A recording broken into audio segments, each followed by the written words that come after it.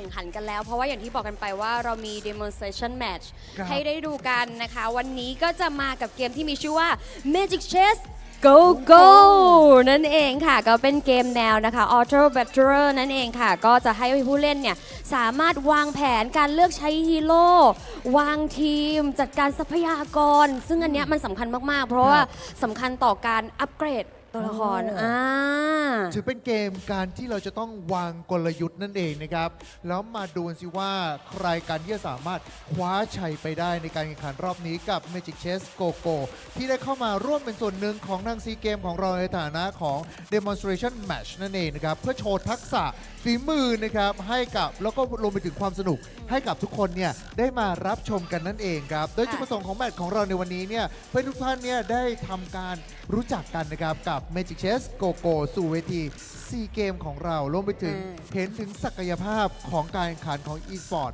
ในอาเซียนนั่นเองครับก็คือทำความรู้จักกับ e-sport มากขึ้นเพราะว่าต้องบอกว่าเป็นเทรนด์เป็นอีกหนึ่งกีฬานะคะแล้วก็เป็นอีกหนึ่งอาชีพที่น้องๆเนี่ยในยุคนี้เนี่ยเจน C เจน Y เจนโอ้โหอะไรเนี่ยอัลฟาเขาก็นิยมกันมากๆและอย่างที่บอกกันไปว่าวันนี้จะเป็น demonstration match นะคะเพราะฉะนั้นเนี่ยการแข่งขันของเราเนี่ยจะไม่ได้ใช้กฎกติกาเหมือน competitive standard ทั่วไปแต่ว่าจะเป็นกฎพิเศษสำหรับ demonstration match โดยเฉพาะเลยโดยจะมีตัวแทนนะคะจาก 4 ประเทศค่ะทีมละ 2 คนทำการแข่งขันในครั้งนี้ค่ะมากันแบบนี้นะฮะผมว่าหลายๆคนเนี่ยก็คงอยากจะเห็นหน้าค่าตาของนักกีฬากันแล้วนะครับว่าเป็นอย่างไรกันบ้างดังนั้นเนี่ยผมว่าตอนนี้นะฮะทุกท่านที่กำลังรับชมกันอยู่ครับพิมพ์แชทเข้ามาได้เต็มที่เลยทีเดียวครับเพราะว่าเราใกล้จะเริ่มต้นขึ้นกันแล้วนะครับมาดูกันสิว่าตัวแทนของแต่ละประเทศที่จะร่วมทำการแข่งขันกันในกลหมากของเรา Magic Chess Go Go จะเป็นใครกันบ้างถ้าเกิดทุกท่านพร้อมกันแล้วนะครับเดี๋ยวเราไปเจอกันเลยดีกว่า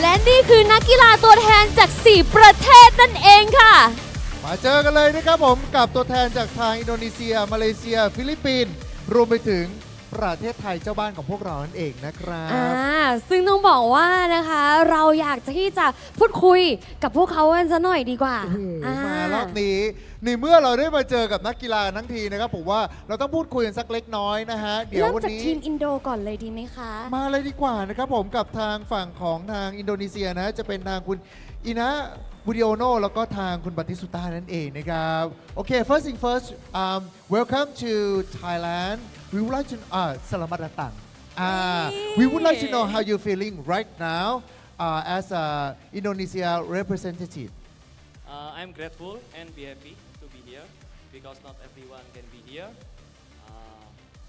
I will play my best for Indonesia can I speak Indo to my follower please pertanyaan gua cuma satu buat kalian semua paham nggak kalianโอเคถึงแม้ว่าส่วนตัวจะไม่รู้ว่าพูดว่าอะไรแต่รู้สึกได้ถึงเขาส่งมาให้นะคะแปลกันสักนิดนึงสำหรับเมื่อกี้เขาก็รู้สึกว่ายินดีมากๆเลยที่ตัวเองเนี่ยได้เป็นตัวแทนของประเทศแล้วก็จะทำให้ดีที่สุดในฐานะตัวแทนประเทศค่ะเพราะว่าไม่ใช่ทุกคนที่สามารถมายืนตำแหน่งนี้ได้เองนะครับ Hope for the best for Indonesia team Okay next up we may move to Malaysia โอเคนะครับมาเลเซียทีมนะฮะก็จะเป็นทางฝั่งของทางคุณอาริสแล้วก็คุณฟาสเลนเองนะครับ How you feeling right now standing in front of everyone representative from Malaysia Okay I'm feeling grateful but at the same time excited to be here thank you Thailand for hosting this SEA game and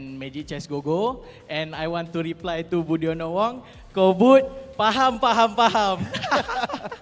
Alright thank you Thank you so much much แอบขิงอะไรกันอีกแล้วนะคะเมื่อกี้ก็ถามเขาว่ารู้สึกยังไงบ้างกับความรู้สึกตอนนี้นะคะเขาก็บอกว่าอุ้ยก็รู้สึกดีใจนะที่มาเป็นตัวแทนประเทศแน่นอน แล้วก็ที่สำคัญคือตอนนี้ตื่นเต้นมากทุกคนตื่นเต้นค่ะแล้วก็ขอบคุณประเทศไทยของเรา ถู ใน ก ฐา ต้ นะ อง ของเจ้าบ้านในการจัดการแข่งขัน ครั้ ซี งนี้ เกมในครั้งนี้ด้วยเช่นเดียวกันนะครับ แล้วเขาก็มีแบบขิงกันเดาว่าเป็นการแบบว่าสไตล์อีสปอร์ตเราก็ต้องแบบเฮ้ยนายทำเต็มที่ไหมอ่ะ มาเลอินโดใช้ภาษาเหมือนกัน ไม่กลัวอยู่แล้วอะไรอย่าง ประมาณนี้ แต่ว่าทีนี้ผมว่าไปเจอกันอีกหนึ่งประเทศที่เข้ามาร่วมพูดคุยกับเราดีกว่านะครับผม ค่ะ กับทางฟิลิปปินส์นั่นเองนะฮะ โอเค เดี๋ เดี๋ ย ยว วเรามา ขออนุญาต พูดคุยกัน ค่ะ สักเล็กน้อย มาครับกับทางฟิลิปปินส์นะฮะ ตัวแทนของทางฟิลิปปินส์นี่ก็จะเป็นทางฝั่งของคุณอิลาเดแล้วก็ทางคุณรุยส์นั่นเองครับ How you feeling first thing first คุณมูซา นี่ I'm good โอเค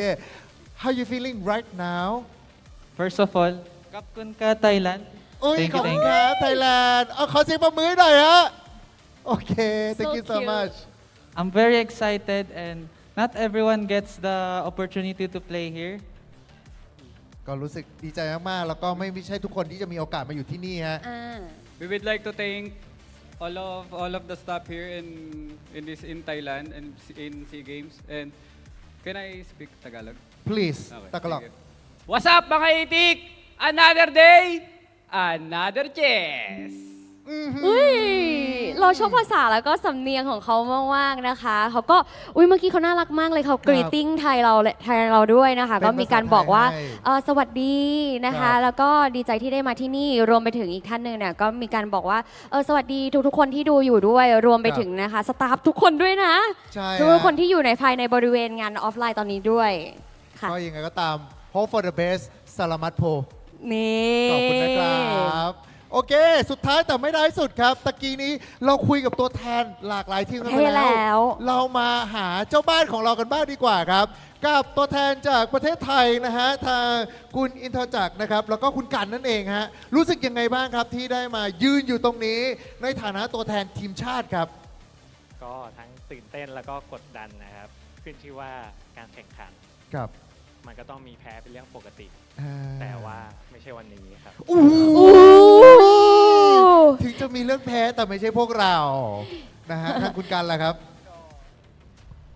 เดี๋ยวจะต้อนรับให้เต็มที่ครับ จะต้อนรับให้เต็มที่ให้รู้ว่าทีมไทยก็มีดีครับ นี่ เดี๋ยวจะต้อนรับให้เต็มที่นะ ไม่ ฮะ ไม่ธรรมดา Welcome everyone to Thailand โอเค they will try to welcome you with a warm feeling Yeah, and they feel a little bit pressure but it's common that when we compete they always we have a winner and loser but not for Thailand today but not us and Not they're us trying today. to greet you guys inside the games นี่ โอเค let's see who's going to win today มาดูกันดีกว่านะครับว่าปีนี้ใครกันที่จะสามารถคว้าชัยไปได้ใน demonstration match ของเราเอง เดี๋ยวเราไปยืนตรงกลางเวทีกันก่อนละกันนะ โอ้โห มาเพราะว่าวันนี้นี่อย่างที่บอกกันไปเรามี 4 ประเทศที่ได้เข้ามาร่วมกันในการแข่งขันครั้งนี้นะ ถือได้เลยว่ารอบนี้มาแน่นอนครับกับ Magic Chess Go Go นั่นเองนะครับ และแน่นอนค่ะทุกการแข่งขันนะคะก็ต้องมีนักพากย์ค่ะ หรือว่าที่เราเรียกกันว่าแคสเตอร์ที่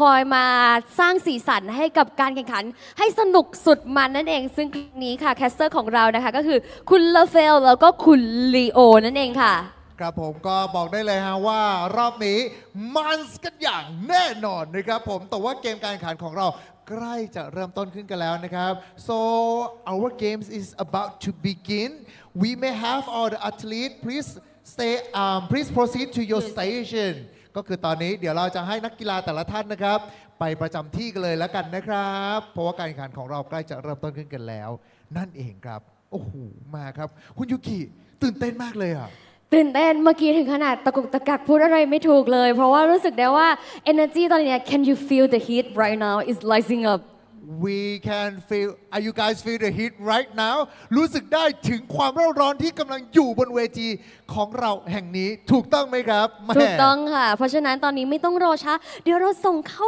เกมกันเลยดีกว่าค่ะ ดังนั้นนะครับเพื่อเป็นการไม่เสียเวลารอบนี้นะการแข่งขันของเรากับการแข่งขันของซีเกมครั้งที่ 33 ประจำปี 2025 Magic Chess Go Go Demonstration Match Let the game begin Thank you very much, Poji and Yuki. It's always nice to have energetic hosts around. Now, ladies and gentlemen, welcome to the 33rd SEA Games 2025, hosted here in Thailand. My name is Phil. Alongside me is Leo, at your service. We're so happy to be on ground and to start off this week of esports competition with Magic Chess Go-Go, followed by men's and women's MLBB. We got 4 teams on stage right now. They introduced themselves, a little bit of a message, even in their own native languages, and I cannot be more excited to start it off. I'm excited I could understand most of it. And yes, this is going to be Magic Chess Go-Go. This is going to be the tournament format where we'll have one match. But in this one match, we will go for 5 rounds. And you guys saw that we have 4 participating countries. We got Indonesia, Malaysia, Philippines, and of course, Thailand. And each country will have two players, 2 representatives, where they will be sharing points. Whoever has the most points is the champion. That's right. This introduces certain dynamics wherein you have to communicate with your teammates. And as you can see on camera, and if you're here with us in Chulalongkorn University, then you'll understand that going from 1 to 8, getting you 9 to 7, 6, 5, 4, 3, 2, 1 points makes the difference. So if, let's say, Lafel and I were on the same team, right? Yeah. A hybrid of Team Philippines and Team Malaysia, we would have to talk about it and say, yo, I'm going for a first place finish. Are you okay with 6th or 5th? We can do that. And whatever that is, 9 plus what?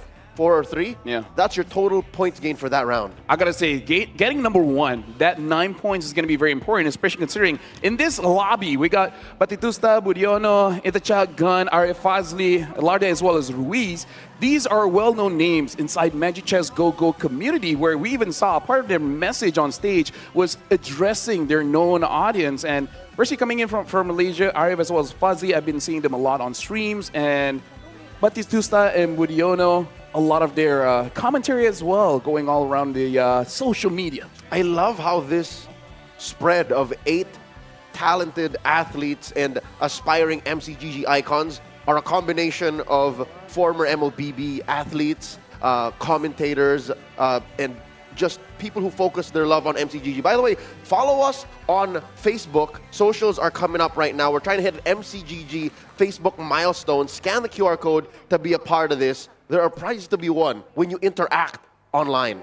Oh yeah, for sure. And as we're going to be jumping in, we got a lot of interesting dynamics here because, again, when it comes to the point system and we're going to play all 5 games, this is going to be quite an interesting setup how the players of each country will be playing with each other, because denying certain picks coming in, especially for the 5 cost, is going to be very crucial, because I kind of feel like in this kind of lobby, whoever gets a 3-star 4 cost first, or if it happens, a 3-star 5 cost, that's basically going to be a win. If it's not number 1, even number 2 is going to be pretty good. Yep, you're talking about the hero pool.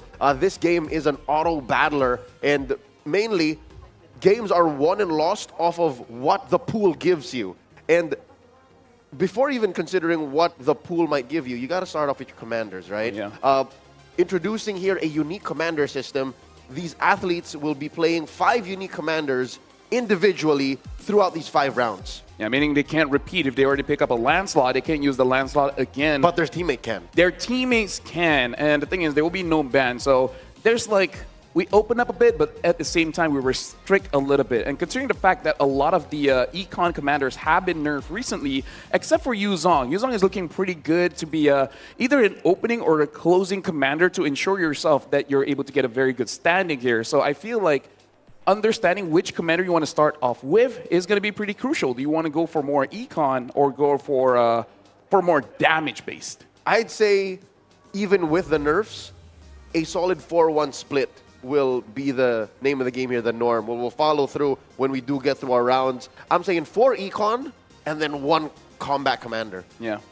Personally, for me, I've been spending Karina just because I got the Leona skin. Looks amazing, but that does mean I play mostly Toy Mischief. Speaking of which, we do have to see what kind of synergies will they be opting for, because Glory League has been buffed a bit. Yep. Looks pretty strong, so we'll see whether they will commit to that.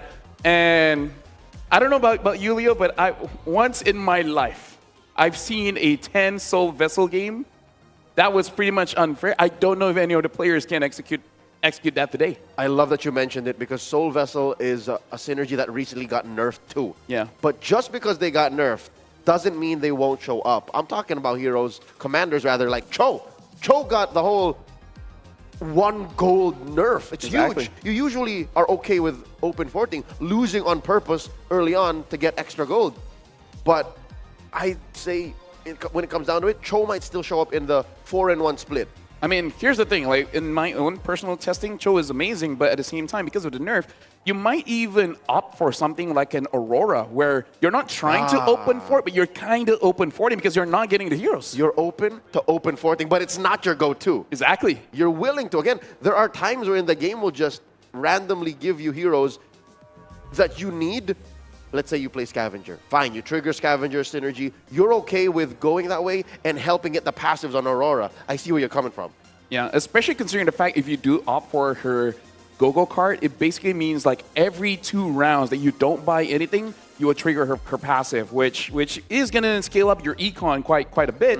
So, I don't know, going up against a lobby where everyone here is pretty okay with open forting, I feel like whoever gets a very good early opening, something like a Starwing opening, or able to get the Soul Vessel, they're like, okay, you know, I'm gonna be pretty safe going for an early game comp here because everyone is just gonna basically concede in the early stages. Which is an interesting balance because whoever reads the room first, whoever acts as the let's say apex predator in this open fort meta, will be the one to reap the benefits. Imagine hitting a power spike in as early as stage 2, and then just putting someone down way below what they're comfortable with. And here's the thing, I've been scouring all over the net, and it looks like everyone has a very cheesy strat, you know, use something like a die-off to get a very early 5 cost, and then basically just play around it. And bonus, if that 5 cost is happen to be a Glory League hero. And spam level XP. Exactly. Just get there faster. You don't have to have a... You know, sometimes I end up falling to the trap of, I want to have a pretty synergy. Yes. But sometimes fast and dirty is worth it. Yeah. So we'll be seeing, like, when it comes to the strategies here, the players are pretty comfortable with buying and selling all the time, just to make sure that their econ is hovering around 20 or hovering around 10. But and I feel XP, pow! It's like all of a sudden they're at crazy power levels and then just subbing things out. It makes it pretty difficult for you to scour each of your opponents. At 1 second you see they're going for this, the other second they already change it up. And that is what's lethal. We're talking about mid-game, early-game power spikes. What if there's a late game? We've seen this happen. I'm pretty sure you played ranked games where you're like 5 HP and you're losing, and you're down to the finals, and you still win the finals because you made that the last second change. Well, I've had it, but most of the time when in my ranked games, the one that's able to pull it off is those that is able to get a cheese aspirin game, especially when you get Gushin. Ooh. And then all of a sudden you have amazing synergy in the early. So even when you're opening up, you're not losing by that much. Yeah. And by the time we go to the late game, you already have like hundreds of your aspiring points. Yeah. And then at that point I'm like, okay, you know what?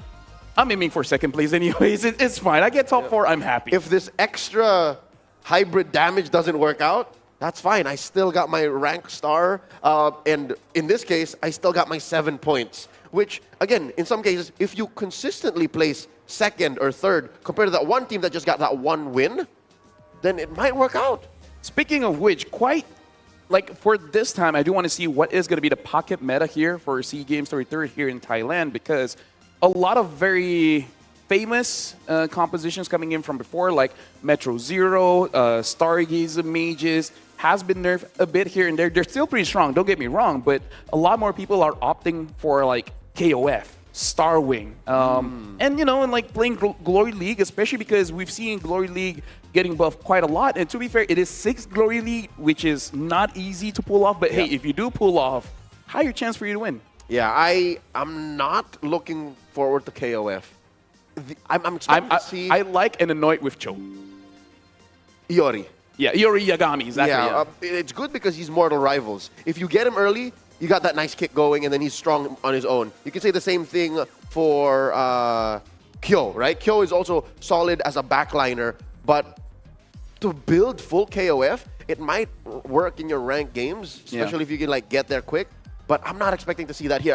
I feel like it's not going to be, as we're looking for, the pocket meta in SEA games. Yeah, personally for me, the meta that I really like is just playing around Glory League, but I don't usually go all 6. Sometimes I just stick with 4 because I really like having Claude or Granger as my carry. Between the two, I do prefer the Claude a little bit because more often than not, the Claude is able to dodge out pretty clutch ults, you know, able to dodge like a Kadita, making sure that, especially if you do have that Winter Crown with the Truncheon, the Claude will be able to survive long enough and able to clutch it out. So personally for me, I love Glory League games. Don't know whether the teams will be playing around it though. Yep, solid if you could get that carry Claude and then slap other emblems on it. Yeah, yeah. So emblem specific or emblems. Like Bruiser. Yep, emblem centric strats, commanders, if you can end up with the go-go cards that way, should help if you get your hands on Glory League. This is maybe only secondary to being the KOF season. It's also the Glory League season. Yeah. But again, like for the Glory League, this is going to be pretty interesting if the players are able to play around it, because it really does depend, and I really feel like the players, they have their own preference. Like, for example, if Akai is your Glory League hero, do you want to play around it? And if you do you want to play around Scavenger, or do you want to play around the Toy Mischief? If you end up with Akai in Glory League, yes. Exactly, because I kind of feel like, personally for me, if I see Benedetta, I'm like, okay, I'm going to go for it. If I see Harley, I'm going to go with it, because I do like Starwing, I do like Fighter, so it is a personal preference. But yeah, I feel like for the Glory League, it really does depend who is the 5 cost. Yeah, which is something that you see early on. So the opening decisions, which is why I think MCGG is such a cool game, which is why I really like it, is it's a string of significant decisions that you make as soon as the game starts. But if you want to play it light and loose, you can as well. It's a beautiful, easy to learn, hard to master kind of system. Personally for me, it feels like a very difficult game if you really want to basically, what you call it, like one trick something, right?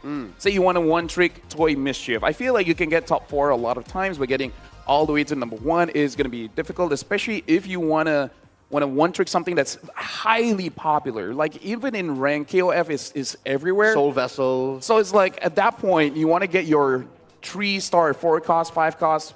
Honestly, it's pretty unlikely. You're not just fighting your opponents, you're fighting the game. And now, since we have a team, right? The country has 2. I think they can really strategize that, and by saying like, hey, if I have this opening, allow me to get this, and this. And if I get 3 stars, say I get a 3-star Freya, I get a 3-star Claude, Granger, Kadita. It's like, I'll take over the game. You help and support me. Which is why, interestingly enough, on your screens now, you're seeing players with a pen and paper. So this game can get very cerebral. This will help them parse through the builds and the communications that they're making with each other, saying, yeah, I'm going to keep track of this. I'm going to hold on to this. You want me to keep this? And this lightens the load, but I'll tell you now, Magic Chess is still a huge game that relies on luck. Yeah. So that will just help minimize it, but not totally control it. Exactly. Like the players can manipulate it a bit, you know, like cycling 3 costs, 4 costs. But again, ultimately, no matter how great your strategy is, sometimes you just don't hit it, right? Sometimes you're just 1 unit away and it never comes your way. And then eventually you'll get eliminated by the time everyone else has hit their power spike. So it is definitely something very, very dangerous, considering the fact that our lobby is very flexible in terms of never understanding this is your opening. It will never be the same after 2-3 rounds. Which can get overwhelming. Not to mention how this as a sport involves not just massive mental gymnastics, juggling all of these factors, all of the possibilities, but even mechanically speaking, I'll tell you now, in other genres such as real-time strategy games, right? There's such a thing called as APM, actions per minute. You also have to count actions per minute in Magic Chess, the speed at which you sell, buy, move around. You're not just playing with your pool. You also have to fix your layout, the possible matchup that you have to fix the layout too. You're dodging that built-up saber. You know what I mean? Like there's things that you have to rely on your mechanics more than your mental. Yeah, honestly, I've been watching their streams, the way that they do their rotations, right? Selling a a 2-star, swapping it for a 1-star, and then just basically trying to hope you get that final unit. And then once you get that final unit, sometimes it does disrupt your board a bit, and then you have to rearrange it, especially when you understand whether your opponent is going to be more left-heavy or right-heavy, or whatever they're placing the Harley. That's also something that you have to consider. Units like the Harley, which can go at the edge of your screen and get onto your carry, it is a lot that you have to micromanage. So yeah, I do agree with you. There is mechanics in the terms of the speed that you're moving around the board. Yep. It's just a matter of time before we get started. We will see that in action. But for now, I think we need to take a quick moment to get things started. Yeah, we're going to go for a quick break. But after we return, we will be starting the first game of Magic Chess Go Go.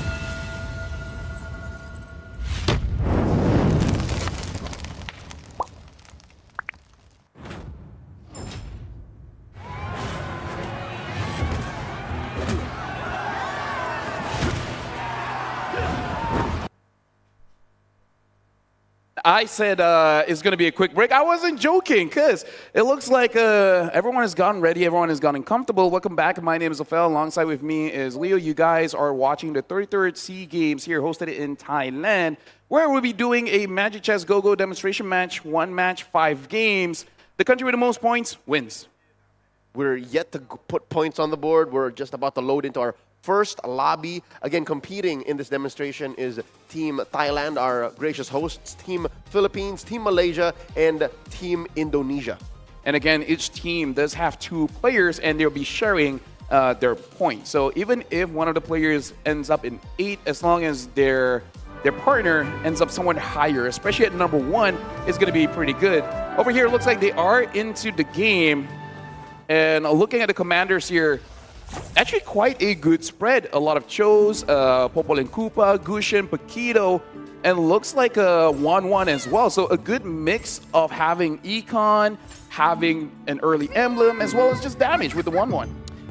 Looking at the spread, it's still a majority Econ. So we are on meta. We're reading it right. Here we have eyes on Batistuta. He's starting with Aspirants, but isn't this a good start? It's a solid start. Especially, yes, 2 synergies for free. Exactly. Like this is amazing as a Ruby, because you have 3 synergies. So if you play around that Ruby, you can actually have a pretty solid early game where even if you do lose, more often than not, you're able to take down at least 2 units.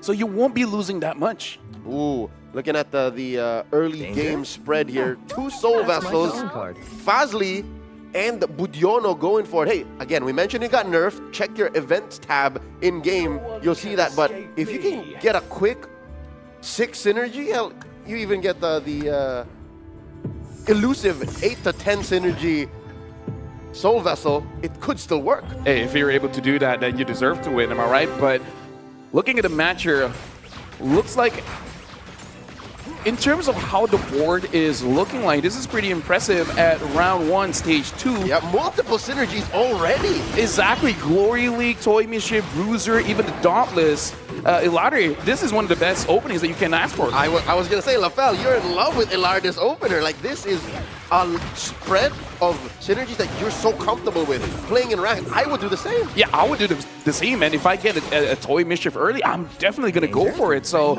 opening up pretty strong here, and looks like already buying quite a lot of units, probably still playing around and already getting a 2-star Jawhead. The thing is, I didn't get a peek as to if Ilardi had already used Gushun's skill. Is he slapping extra synergies already this early on, at least the first trigger, to get that far? Or is he holding on to it? Because if he is holding on to the 2 triggers, then he's yet to get more. Yeah, that's insane because once you do actually trigger the Gushin skill, you will get gold. And at that point, it's very easy for you to maintain your interest. Speaking of which, right now we do see Fazli here playing Soul Vessel opening, as well as having that Toy Mischief. Talk about getting a very strong opener here. Like either Toy Mischief or Soul Vessel is already pretty strong. You get both. What impresses me the most is he got his hands on the Aulus already. So having Toy Mischief, sure, easy on Uranus, easy on Jawhead early, but he got the Aulus. So I think that was a key here to him winning that opening round. Here we see Ruiz doing pretty good as well. Two of the three left at 100 are from Team Philippines. And I gotta say, you gotta be careful of Fuzzy here because he is using that Popol and Koopa. If you're not, maintaining a good row of heroes, you might actually give one of your higher costs towards that Popol and Koopa. So it is something that you do have to manage pretty well. And if Fuzzy is positioning one side of the map, no matter what, he will be getting a front line. Looking at the board on Intachak of Team Indonesia. Thailand. Of Thailand, rather. I'm not sure how to feel about this. It looks like he's not dealing enough damage. Yeah. It is still a pretty solid opener having Starwing as well as Stargazer, but again, Stargazer has received quite a few nerfs over a long period of time, so the damage isn't all there until you hit 4. Yep. Intachak needs a good core going into the mid-game, because right now all we saw is a solid amount of sustain. Like those were all the support pieces with nothing to use it as payoff just yet. Speaking of which, we are jumping into the chess round here. Intachak is going to be first pick. And in terms of forward cost, there's only the Arlid. Does he even want that? It looks like Budiono is able to get the Arlid, and Intachak took too much time. Exactly. I think he was considering, like, do I really want it? But Budiono's like, no, that's what I want. Now it's the two Filipinos left on, Ruiz and Ilarde of Team Sibol. There's the Ice Queen Wand and the Blade Armor going over to each. I wonder how they're going to use that. I wonder if it's going to be worth it. Well, speaking of worth it, looks like Intachak is going to sell off. He does not want that KOF synergy. Got that Bruiser. Unsure whether he wants to keep that Blessing or not. But I'm really looking at Budiono how he's going to be using the Arlid, because Arlid is pretty strong. So strong, in fact, that had to be nerfed quite a few times. Does he want to use that just to stabilize his board, or he eventually wants to play with the synergies that Arlid has? Yeah, Arlid is a solid core for a mid to late game burst. But here we have eyes on Ilarde, still untouched at 100. Going straight for the back line, the Karina is trying to do the work. Leona falls this time around. And I love it again, this opener. LaFell, he even gets Scavenger on. His economy is gonna go ham. At this point, he's probably gonna be the first getting to level 8, and at that point, he has first dibs on getting a high cost level 2, right? Doesn't matter if it's a 4 cost or a 5 cost. Because like you said, the synergy, not only the econ is good, but actually it stabilizes quite well, quite a good spread of damage as well as sustain here. Having the Ice Queen's Wand on the Carmilla doesn't really mean much, but the fact that Carmilla is able to deny some healing coming in from your opponents does help a lot, making sure that she stays alive as long as possible. Eyes on Batistuta right now. You can see that he's trying to shuffle around that Stargazer. Has yet to put it on anybody. Currently playing with a core Aulus. Let's see how it fares against Intachak. I would say Aulus is still one of those 3 costs that is worth investing in. Of course, you would prefer a Freya, but at stage 2, I think it's actually pretty good. The fact that you're able to get a 2-star 3 cost here, and now even with the Arlid, man. Yep, especially with the Arlid. Yeah. So this is becoming problematic for Intachak. The same symptoms still persist from when we last checked in on him. This right here is Fazli. Oh no, Fazli 2v1! But again, I kind of feel like it's completely fine, especially because only a Soul Minotaur is there, so he's not going to be taking too much damage. Now we are jumping into creep round, so we got to see what are the go-go cards that the team is going. It looks like I wants more re-rolls here, and Ladder and Gun. They want to make sure that when they do have the synergy, it's going to be looking good. Fazli getting that thick blood. So eventually, as the round progresses, his damage will continuously get better. It looks like Intachak might be going for more mana-based hero. So a good spread here where some are focusing on that synergy and some are just want a little bit more econ, considering just more refreshes on the round. Yep, Budiono going for some items there. So, good question to pose. Do you focus on equipment on your cores or just building up stars on the heroes that you have? So here's a little bit of a quick break from the actual competition, the creep round. Again, items getting Blessing activated here on board. Beyond the Clouds. Beyond the Clouds is one of those core-centric synergies. So damage will be coming through good for Fazli now. Yeah, it's going to be good if you have one really reliable carry, because Beyond the Clouds, it really depends on what ultimately is going to be your 4 or 5 cost. So I feel like it's a very good way for you to ramp up by getting those stacks as early as possible, but then you always got to transition to have that one amazing carry. The question really is, what's the carry going to be looking like? Budiono now, he still has that aspirin, but only 20 points here in the aspirin points, so not a lot. Probably not going to be investing too much on it. Budiono looking good, happy with the turnout. Safe to say this core Arlet is working right now. Yeah, getting War Axe on Arlet quite early. Already looking pretty good, as well as the Anti-Cures. Looking at the spread here, Batistuta is looking pretty good. Looks like the leader here. Painful. We just witnessed Ilarde take damage from Ruiz. 2 of Team Philippines athletes bump into each other. I'm not so sure if they could have communicated that better. I mean, like, my bad, dude, but one of us has to go down, right? One of us has to take damage. I mean, minimum, right? Like, what was that, 2 heroes left? Yeah. Wait, yeah. So that's fine. Could have been worse. Batistuta is number 1, is the lobby leader here, and looks like basically everyone except for Fazli is at level 7. Fazli is ahead with level 8, probably just reselling every single unit that he gets. So in terms of synergy, it looks like Fazli was the one that's able to access that forward cost more reliably. And looks like there is a Valentina for Gun. I'm not sure if you want to play around that. Oh, Gun doing well against Ilarde for now. This is Thailand versus the Philippines. Look at that huge jawhead. He's holding the front lines. And Gun gets it. Oh man, it's back-to-back, not looking good for Ilarde. Yeah. One of the amazing times for having a 1-1 commander, making, basically stabilizing no matter what kind of synergy that you have at stage 2. But eventually we will be going for the chess round. Intachak as well as Budiono, they are the bottom of the standings here, but I would say pretty healthy, right? 57 HP with 59, getting first dibs on stage 2 chess. That'll be pretty big, especially if there's a 5 cost on the board. A very tactical decision. Hopefully it does not bite them in the behind, specifically for Intachak, because Intachak did not have a great early game. Yeah. So going into stage 3, he's going to want to hit that power spike. Speaking of which, Batistuta has a pretty wide spread here, playing with Weapon Master, Mage, Shadow Cell, as well as the Toy Mischief. So rarely do we see a mix of Weapon Master and Mages. Usually we will see one of either, but this one relies on skill, one relies on basics. Exactly. So he's probably just stabilizing at this point, but he has a Valentina. Maybe he will go more towards the Mage, but I don't know. I haven't played a lot of Valentina myself. Ilarde dropping here to the 50s, taking 11 from Batistuta. Eyes on Budiono now. Indonesia's winning this round. Yeah.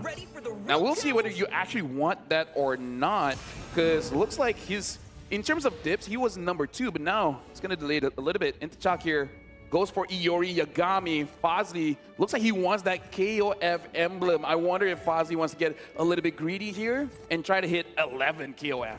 Our leaders coming through. An item for Ruiz, another for Arif. Batistuta going for the extra mana regeneration. Let's see how this stage goes through. 3 and 1. Getting the purple buff is going to be quite good here.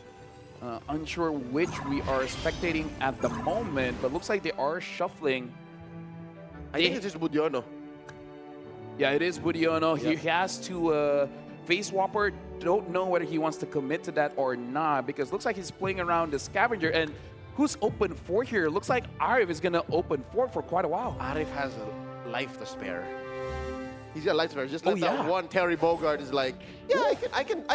Okay. Kind of like just tail behind Batistuta. This is where we can see the strat here. He's going up against Fazli. That's why. They want to minimize. They want to make sure that this is where communication is key. Teamwork. This is teamwork. How much damage? 8.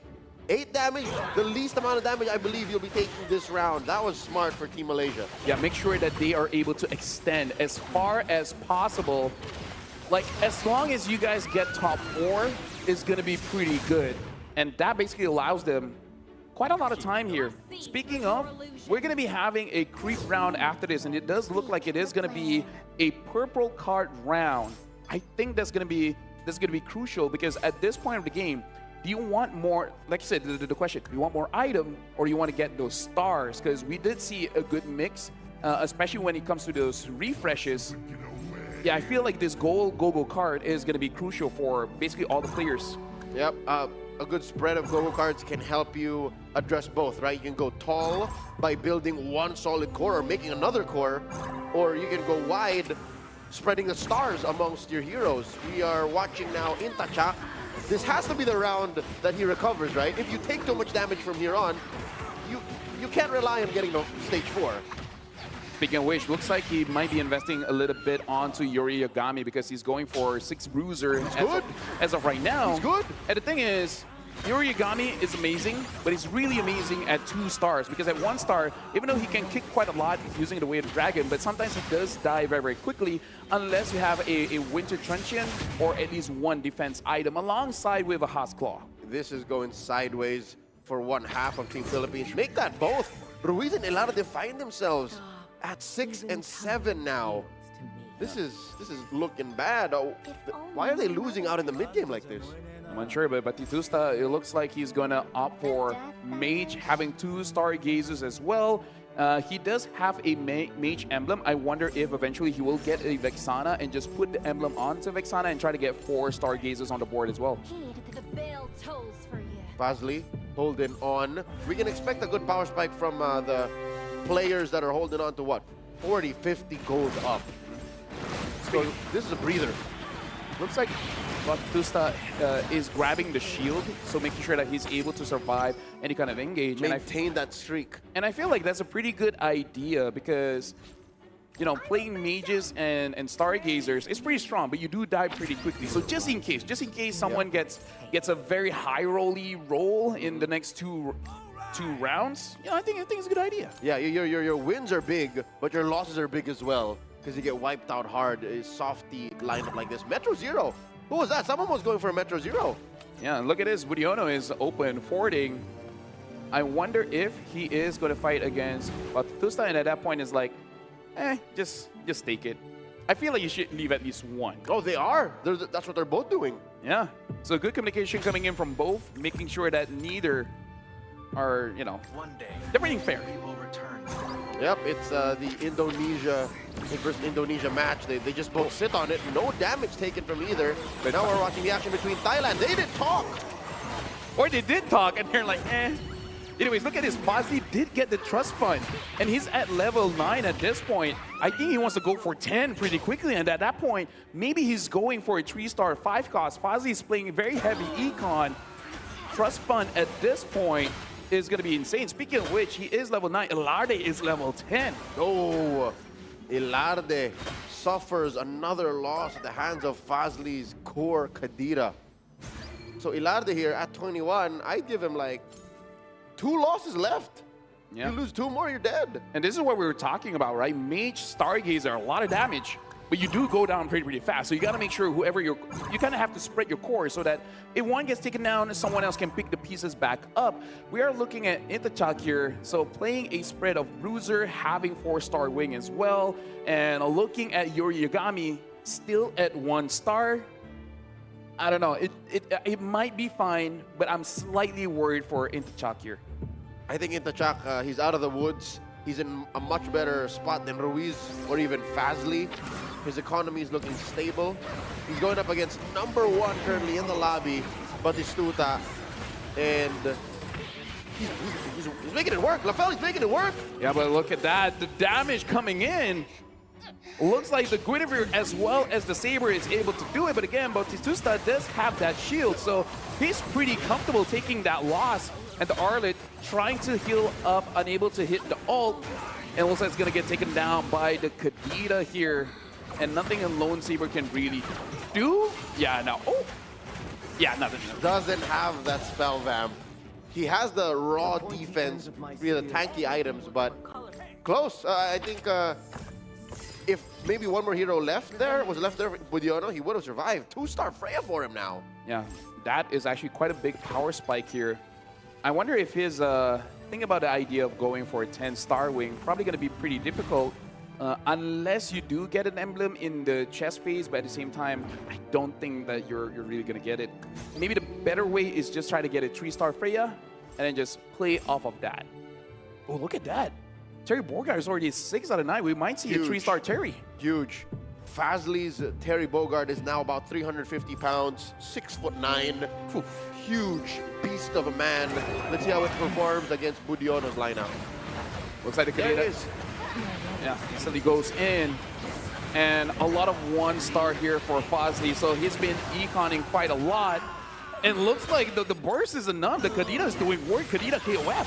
Kadita is so good. We already saw it clutch a win, but here it performed so well that there was at least a hero or two left for that lineup.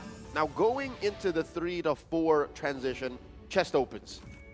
Yeah, Elare instantly getting the Luminexes. Ruiz wants more capacity. Intichal getting the capacity as well. Arif, does he want the items or does he want the Ex-Boreal Kai? Looks like he's going for the Weapon Master. Probably denying it away from the rest of the crowd here. Fazli takes up that Akai, but Tetusta, considering he is using mages, gets that purple buff just to make sure he's able to utilize the abilities pretty quickly. And I feel like that's a good idea because you kind of have to spread out your strength. Yep, more items across the board. Essentially, that is what the Starwing synergy is, right? Like you give your whole board like this for Budiono extra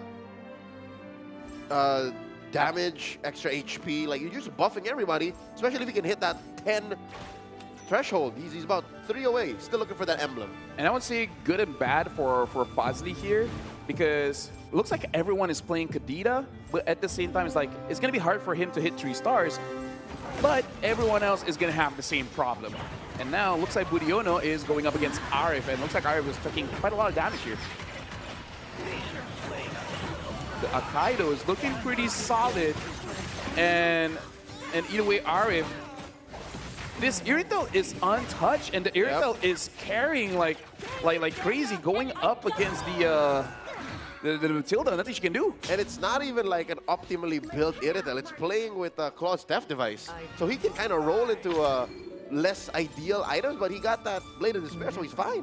Arif now does have the 2-star Akai, Budiono having a 2-star as well. We're looking at the board here for Fazli. Again, 9. It looks like he's been, I would say, cycling quite fast. He only has 4. He got it. But he's got a 3-star Terry, and now the items are on him. It's a core Terry. But I gotta say, the KOF Kadita still you gotta be careful of. But at this point, he's basically putting her there to die. And there you go, Gun sees that Fazli does have that 3-star Terry. And Ilarde has fallen. That is 1 point for Team Philippines. It's just Ruiz left to try and survive the scraps. We got eyes on him now. This is a marksman-heavy lineup. No big commitment to any synergies just yet, and he's gonna fall as well.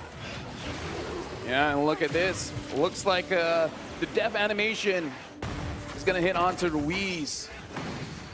A Joe Commander here winning it out, and looks like Ruiz will be the second one taken out. And all that while, Intachak took 15 damage, so Intachak might be able to afford only 1 more loss. After that, it's over. I'd say no. 1 more loss and he's out. Yeah, exactly. We're at stage 4. Yeah. This is difficult. Team Philippines, quick tally, has scored 3 points and are completely out of the Game 1 lobby. Looking at what's left in the 5-cost pool, still a lot left in. Yeah, basically, like, I feel no like... one has any of, like, 2-star 5-cost yet.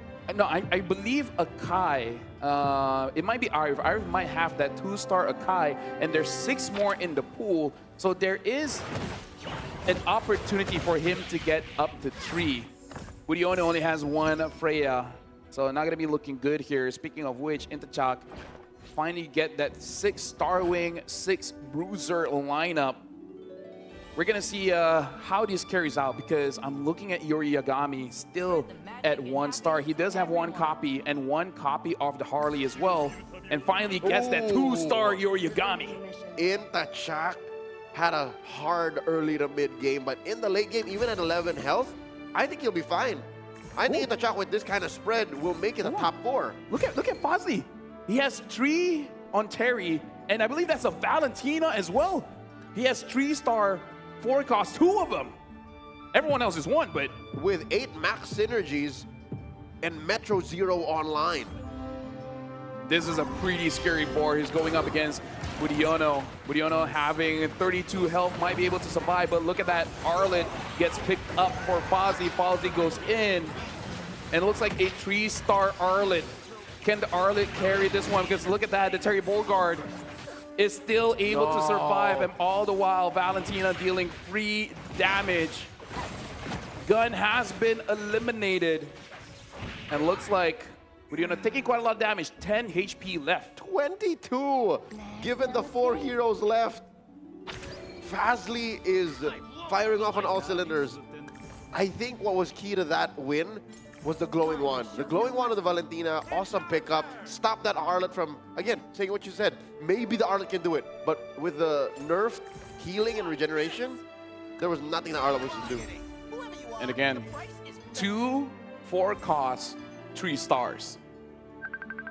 And he's gonna get stronger after this, right? So Budiono at 10 HP, Intachak at 11. Batitusta looking pretty good with 61 here. Arif 31. So Batistuta is the leader, but he has no more shields. All the more impressive is Batistuta has remained at #1 for the past 3 rounds, 4 rounds even. Budiono here at the edge of his life. Looks like he's gonna be losing it out here. The 3-star Arlet is getting controlled by Yuri Yagami. Triggers the Winter Crown. And so far, still surviving. Is he gonna be able to 1v4 this? Uh-oh. This is what we're talking about. No regen nerfing, still not enough. Budiono falls. That's a #5 spot locked in for Indonesia. Yeah, so far, 2 from the Philippines, 1 Indonesia, and 1 Thailand. Intachak, Arif, Fazli, and Batistuta is the top 4 here. 2 Malaysian players are left, so this does mean that they might be able to clutch this out. Even if they don't get #1, they're going to be having quite a healthy lead after game #1 in this 5 games match. Yeah, I got eyes on Intachak. Did he adjust? Did he switch it up? Oh no, he just moved stuff around. And this time, look at it, Joe. Has more sustain. Hasclaw, War Axe with the Winter Crown. Ooh. He should be able to absorb quite a lot. Multiple kicks, and I don't think he needs to absorb much, because look at the damage is raining down on Arif's lineup.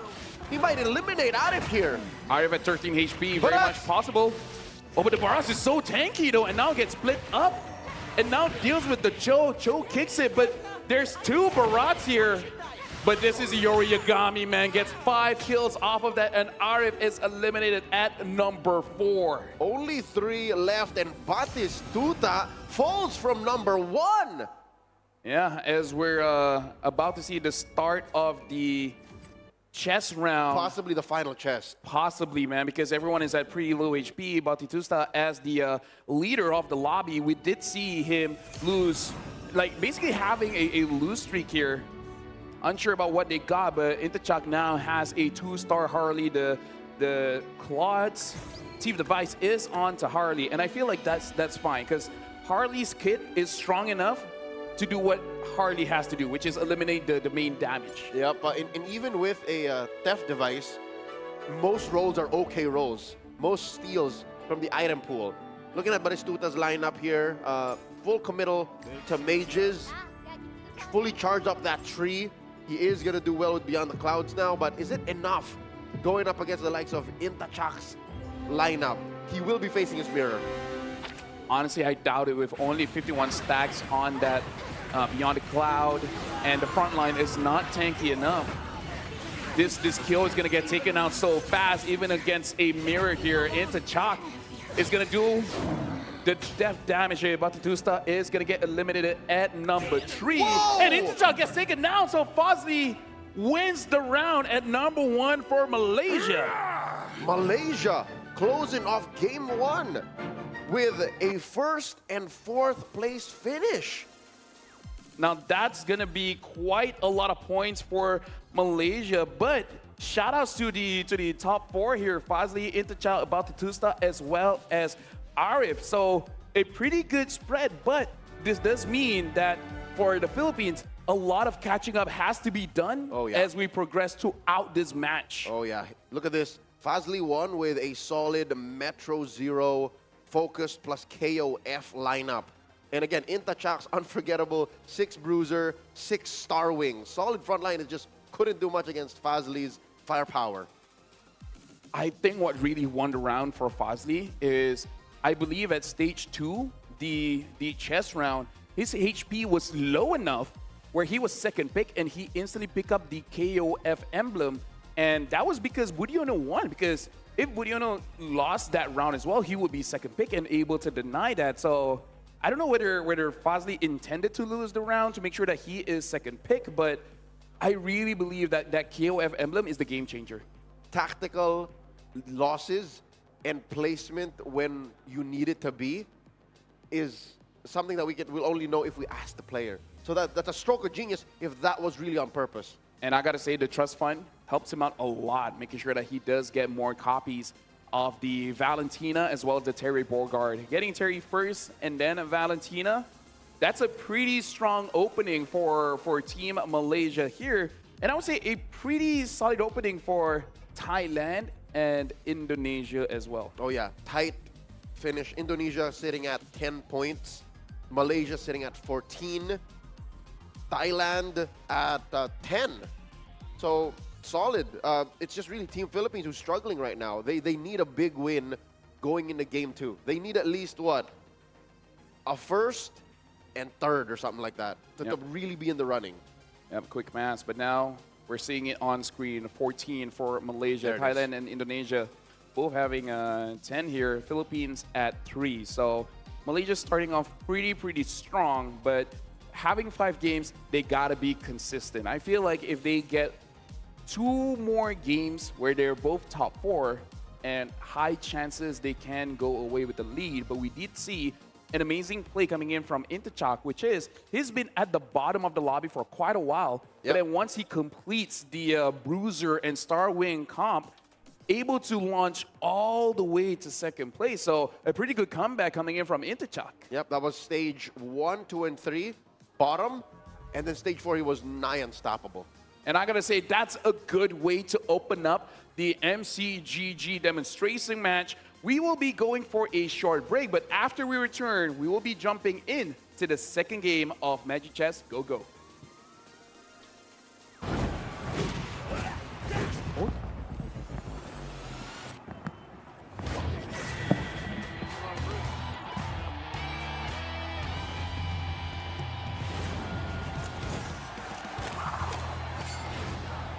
Round 1.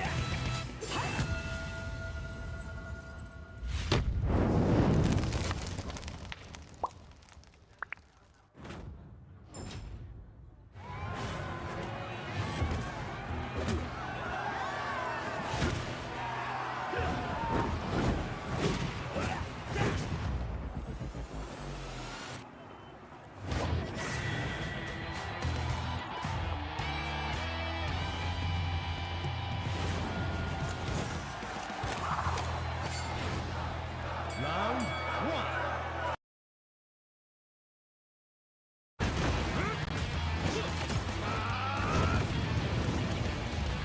Round two.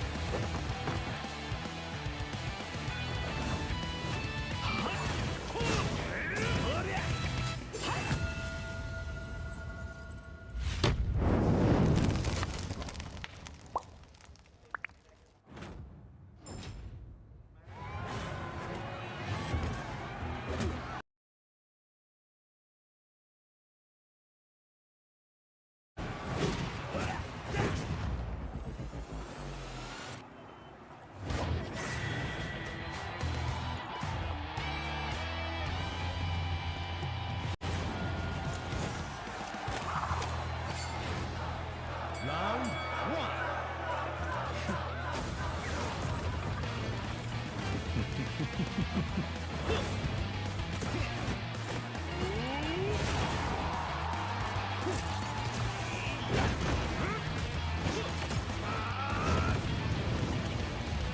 Round two.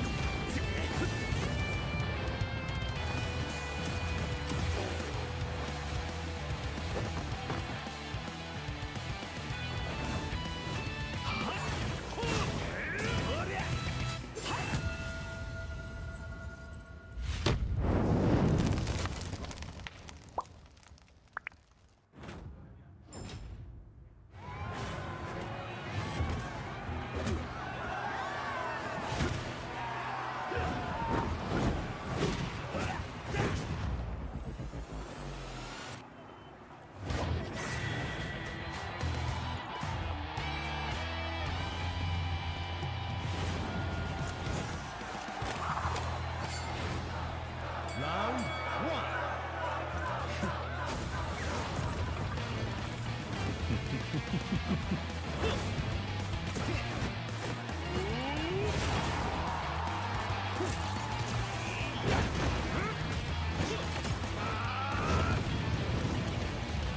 Round two.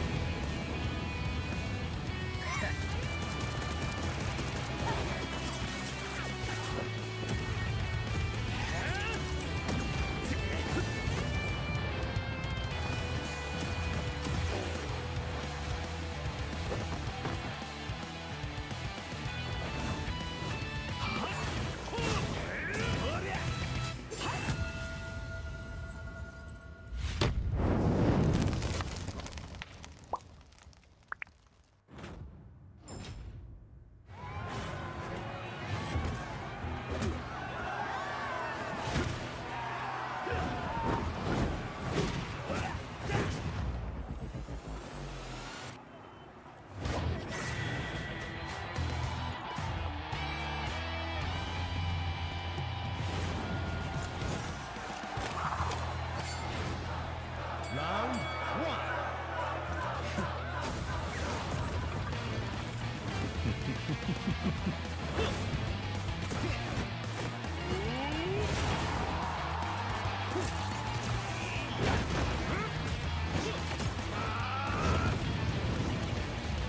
Round two.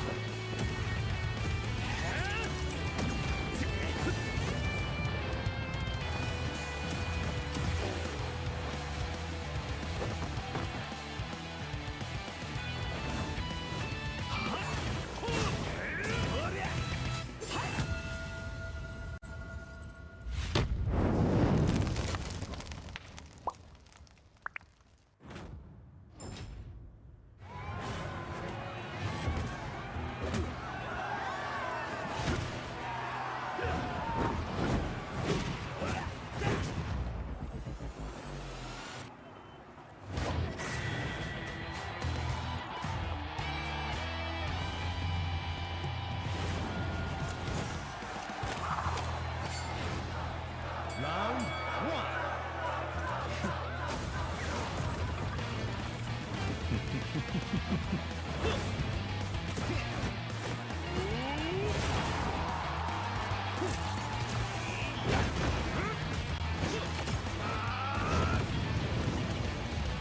Round two.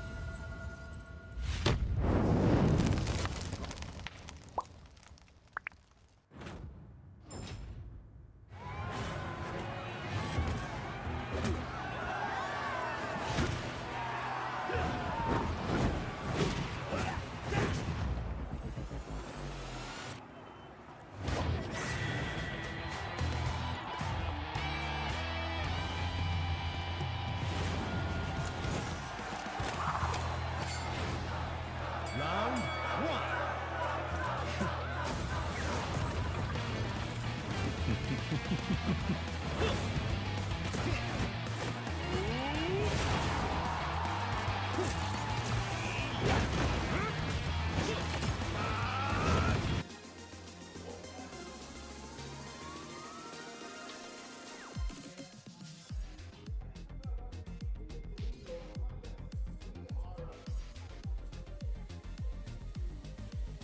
Game being taken handily by Team Malaysia. Fazli was able to get together an oldie but a goodie Metro Zero KOF plus, what was that, a total of 8 or almost, did he get 10? I mean, Active synergies. we saw it, we didn't scroll down, but he had a 3-star Terry Bogard, a 3-star Valentina as well, looking pretty strong. The Valentina as well getting that KOF emblem is amazing. Speaking of which, we have finished the first game. After this is going to be the second one, which, by the way, if you guys just tuned in, this is the Magic Chess Go demonstration match where we only have one match. But in this one match, we do have 5 games. Make sure you guys follow the MCGG Facebook as well. A lot of goodies will be there, especially if you log in and you check your inbox. More information there. Speaking of which, we got to tally up the points because as of right now, Malaysia is standing at the top with 14 points, but Thailand and Indonesia tying it with 10, and the Philippines got 3, where the 2 members got eliminated at the early stage of the game. But again, there are 5 games. There's more games where they can get a comeback. Literally 8th and 7th. Some would say too soon that Team Philippines fell. Must be tough going into Game 2, but if they have a mid-game berth in Game 2, 3, 4, 5 should be fine. Again, this is the early game. Literally, we're in, I wouldn't even call Game 1 like stage 1 or 2 in Magic chess terms. I'd call Game 1 maybe a painful creep round. Exactly. And the thing is, we got to pay attention to the commanders as well, because Fazli opened up with a Popol and Kupa, which no one else used in that game. Not as meta. I don't hear people say, oh, you got to pick Popol, you got to pick Popol. Because I really feel like it is an individual thing, because you got to set the traps one, and in a way, you got to set a trap in terms of how you use your formation, because we saw Fazli in that game quite a lot of times. He gets 4 costs, 3 costs, getting a lot of Arlets, selling it off, doesn't even care that I believe Budiono was getting a 3-star Arlet. He's like, yeah, I don't care. I'm going to get it. I'm going to sell it. And then I'm just going to get crazy econ in the game. That must have been key. So now the cat's out of the bag, are the other athletes in this demonstration capable of taking advantage of that? Can they use a Popol and Kupa the way Fazli did? Because already that's a check for him. He got 9 points off of the one time he's allowed to use Popol. Now he can dig deep. He can go play Lunox, Gushen. Hell, we saw some Chos in that last lobby. So who's to say? But one thing is proven, Econ is still king. Oh yeah, Econ is still king because I believe the difference of a 4 cost and a 3 cost is honestly quite huge. I think 4 and 5 isn't that big of a difference. Of course, 3-star, major difference, but at a base of 2-star each, they're more or less, like you can play around it, right? But like you gotta heavily invest in the 4 costs, as we saw with Fazli having 3 stars on both Terry as well as Valentina, when everyone else was basically 1 star. Another 2-star that he had was the X-Borg. So basically 3 carries there with Metro 0 and able to clutch it out with a win. Some way, somehow, Fazli went tall and wide at the same time, which is, again, logically and rationally difficult to do. Now I believe the word on the grapevine. I've heard good things about Fazli, and here you see in execution, in practice, can he do it multiple times in a match like this? He wins at least 1 more, Malaysia is set. Yeah, I mean, like, here's the thing. He hasn't been hiding his training as well. He's been live streaming throughout the time that he's waiting for his flight, getting to Thailand here. So he's definitely been practicing. But speaking of which, we do have to talk about Intachak as well, because he finished off with 6 Bruiser and 6 Starwing, and that got him from basically almost exiting the game early all the way to the 2nd place. Yep. Now going into game number 2, we see the spread of commanders here. Folks, the little portraits might be similar again in layout, but it's because our players are shuffling around what they're allowed to play of their 5-game unique commander spread. We see a Cho, a Popol and Kupa in the hands of Intachak. Okay, following in the footsteps of the previous game's winner. Couple of Gushans, still Cho out there, 1-1 and Lunox. Yeah, so Ruiz is going for his Lunox. We'll see whether he's able to get a lot of blessings and get a pretty strong early game, or save it up, get to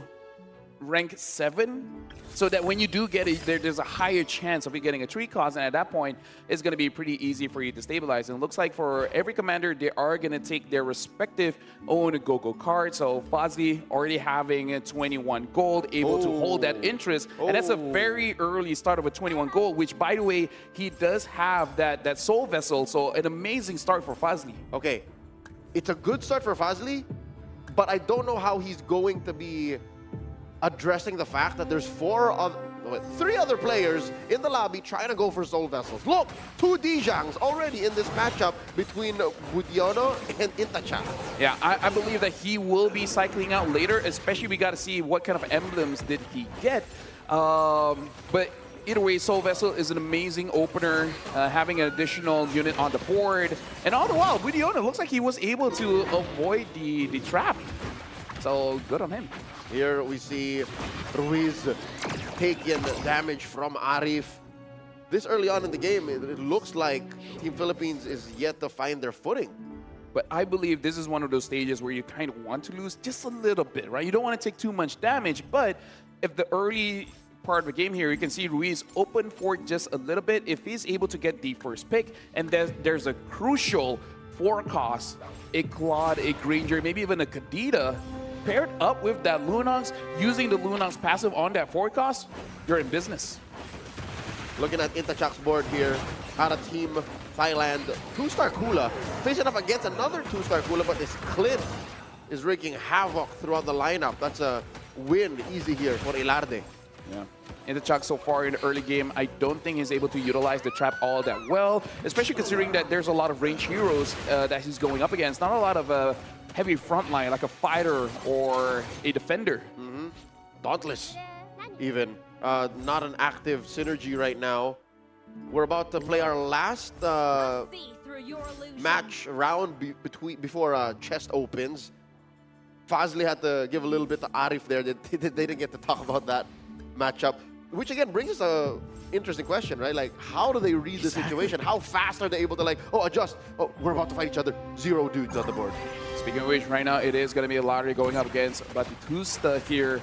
Speaking of which, there's a lot of 2-stars coming in from Ilarde, so pretty strong opening here, getting a 2-star Clint Sicilian as well as the Kula. So a lot of damage coming in, so Batitusta is going to receive some damage. But I believe the first 3 at the bottom is going to have a pretty big advantage going into this chess round. Yep, they suffer what Intachak had to go through by basically playing the first 2 stages from the bottom, which is fine. They got the best dibs out of the chests they opened. Yeah, I don't know if Ruiz wanted to win there. We got to see. He is right now number 4, so it's going to be a 4th pick, and we see a Claude, a Terry Borgard, and a Barras. Intachak goes straight for the Barras. Doesn't even think about it. Gun gets the Terry, and now Batitusta gets the Claude. And this is where you're really rewarded, and that's why I was like, I think Ruiz did not want to win that round, because if he didn't, he could have gotten any of the forecasts. Yep, Ruiz, I think, calculated to a point where the margin of error was so small, he still ended up winning with just 1 unit, henceforth putting him at 4th. Blessing activated here, a lot of bruisers coming online. Is this a 4th Dragon? Nope, not yet. Nope, Soul Vessel still not online here for Ilarde. I'm pretty sure he's looking for it, but he has to take care of his econ. He has 18 gold. He's going to sell up the Lolitas. And I wonder if he will sell more units here, trying to get into the 20 gold mark, going up against Arif here. It looks like he does have more units than Arif, though. Even if, yeah, they're at the same level. 5 and 5, the Dijang, I think makes a difference here. Oh, the solid front line from Arif is churning through Ilarde. 2v2. How's this Clint gonna get there? I mean, he might make it work. He might actually get it. He does have the War Axe, so sustaining quite a bit. Gets 3 kills, gets 4. Ilarde is still maintaining the win streak with a 4 win streak here, able to survive the econ. Okay, we're not out of the woods just yet for Team Philippines. Again, they scored a measly 3 points out of the first game. They need to repair the situation they find themselves in. Looking at Fazli, another Soul Vessel holder. And is he doing... Lafel, tell me he's not going for Metro Zero again. I think he's thinking about it, because if you see the piece there, he does have that mage blessing, right? Yeah. So there is an opportunity where you can go wide or tall. Yeah. And I think he's still thinking about the chances, looking at the rest of the board and thinking forward, what is going to be contested? Is it going to be safe for him to go tall, or is it better just to go wide? I mean, if he makes it all the way to late stage 3 or stage 4 entirely like he did in game 1, he can pivot there. Like, again, his economy now, I'd argue, might be better than when he was in game 1. He's playing a Gushin, so he can secure these synergies much easier. The fact that he's maintaining his win streak at 100 HP, the world is your oyster, man. Now we're going for the second go-go card.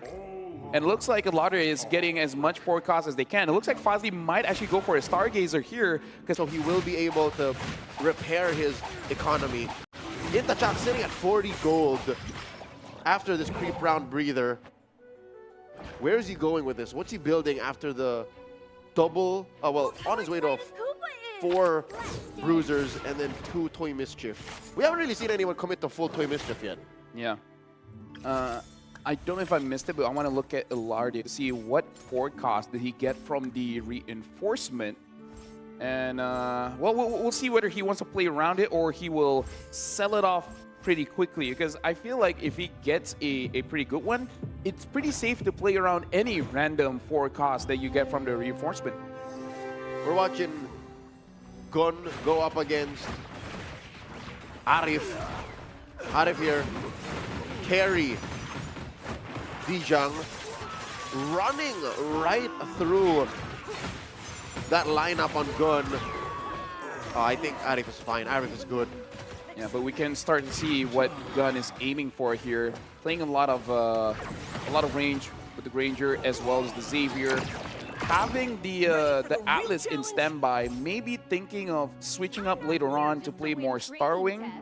I believe that he probably needs just a little bit more beefy front line paired up with Terry. Terry is pretty good at stage 2, round 5.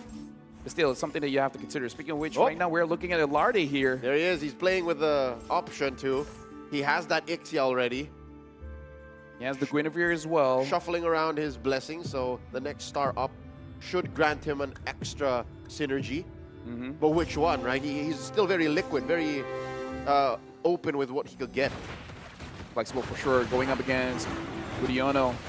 Looks like he's going to be playing more range here, having a lot of mages and a lone Ixia. But the front line from Ilardi is proving just to be a little bit too much. Double Barats. I believe triggered off the clone, runs right through Budiono. Puts him at about half of his starting health at 57. And Gun is able to win this out against Intachak. Again, looks like they didn't talk about it. Yeah, either they don't talk about it or they're like, nah, fam.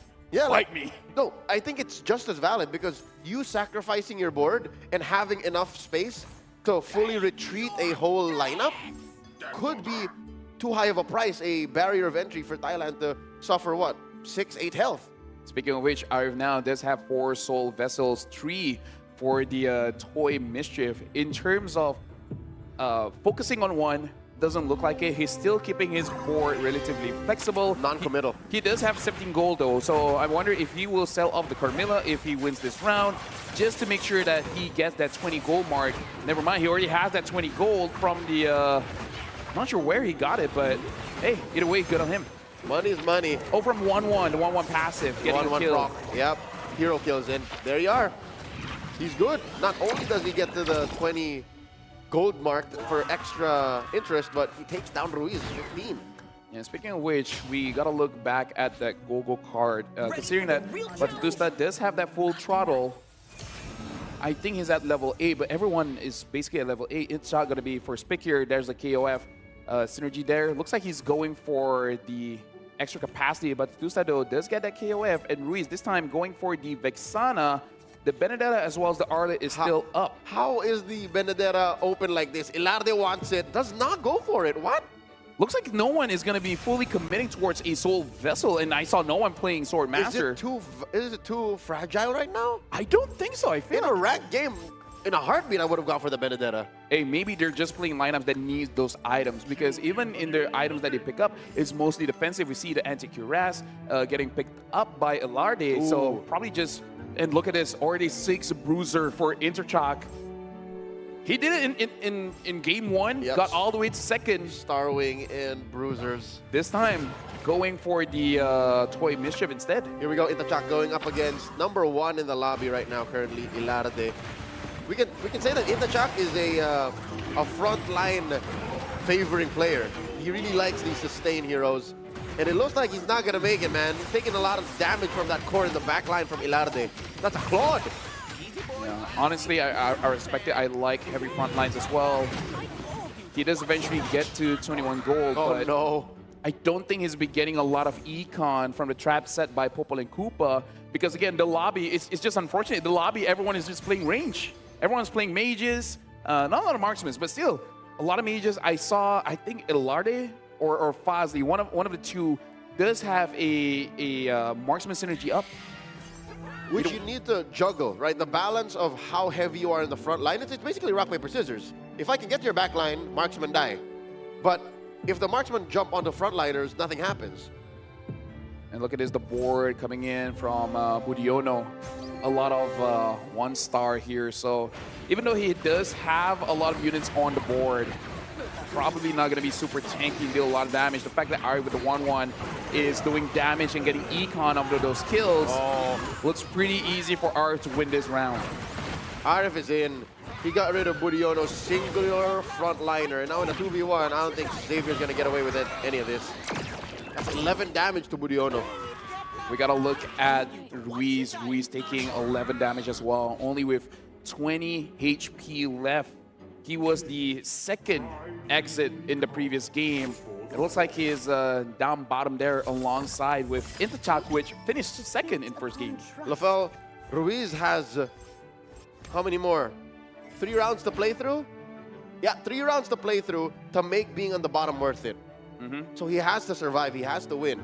Speaking of which, we're looking at the 5 costs here. Basically, everyone is up. I believe only 2 5 costs was taken away. Look at the Claw, look at the Granger, still plenty left along with the Kadita. Basically, every single 4 cost here is 3-starable. Can still happen. Our players are sitting on a lot of economy right now, and they're all at about on sked for their levels and capacity. I'm looking at Intachak and Ruiz, man. They're the ones who are on a tightrope right now.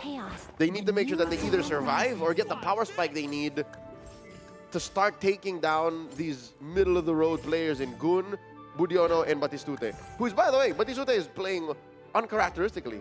He's been in the bottom half of this lobby for basically the whole game.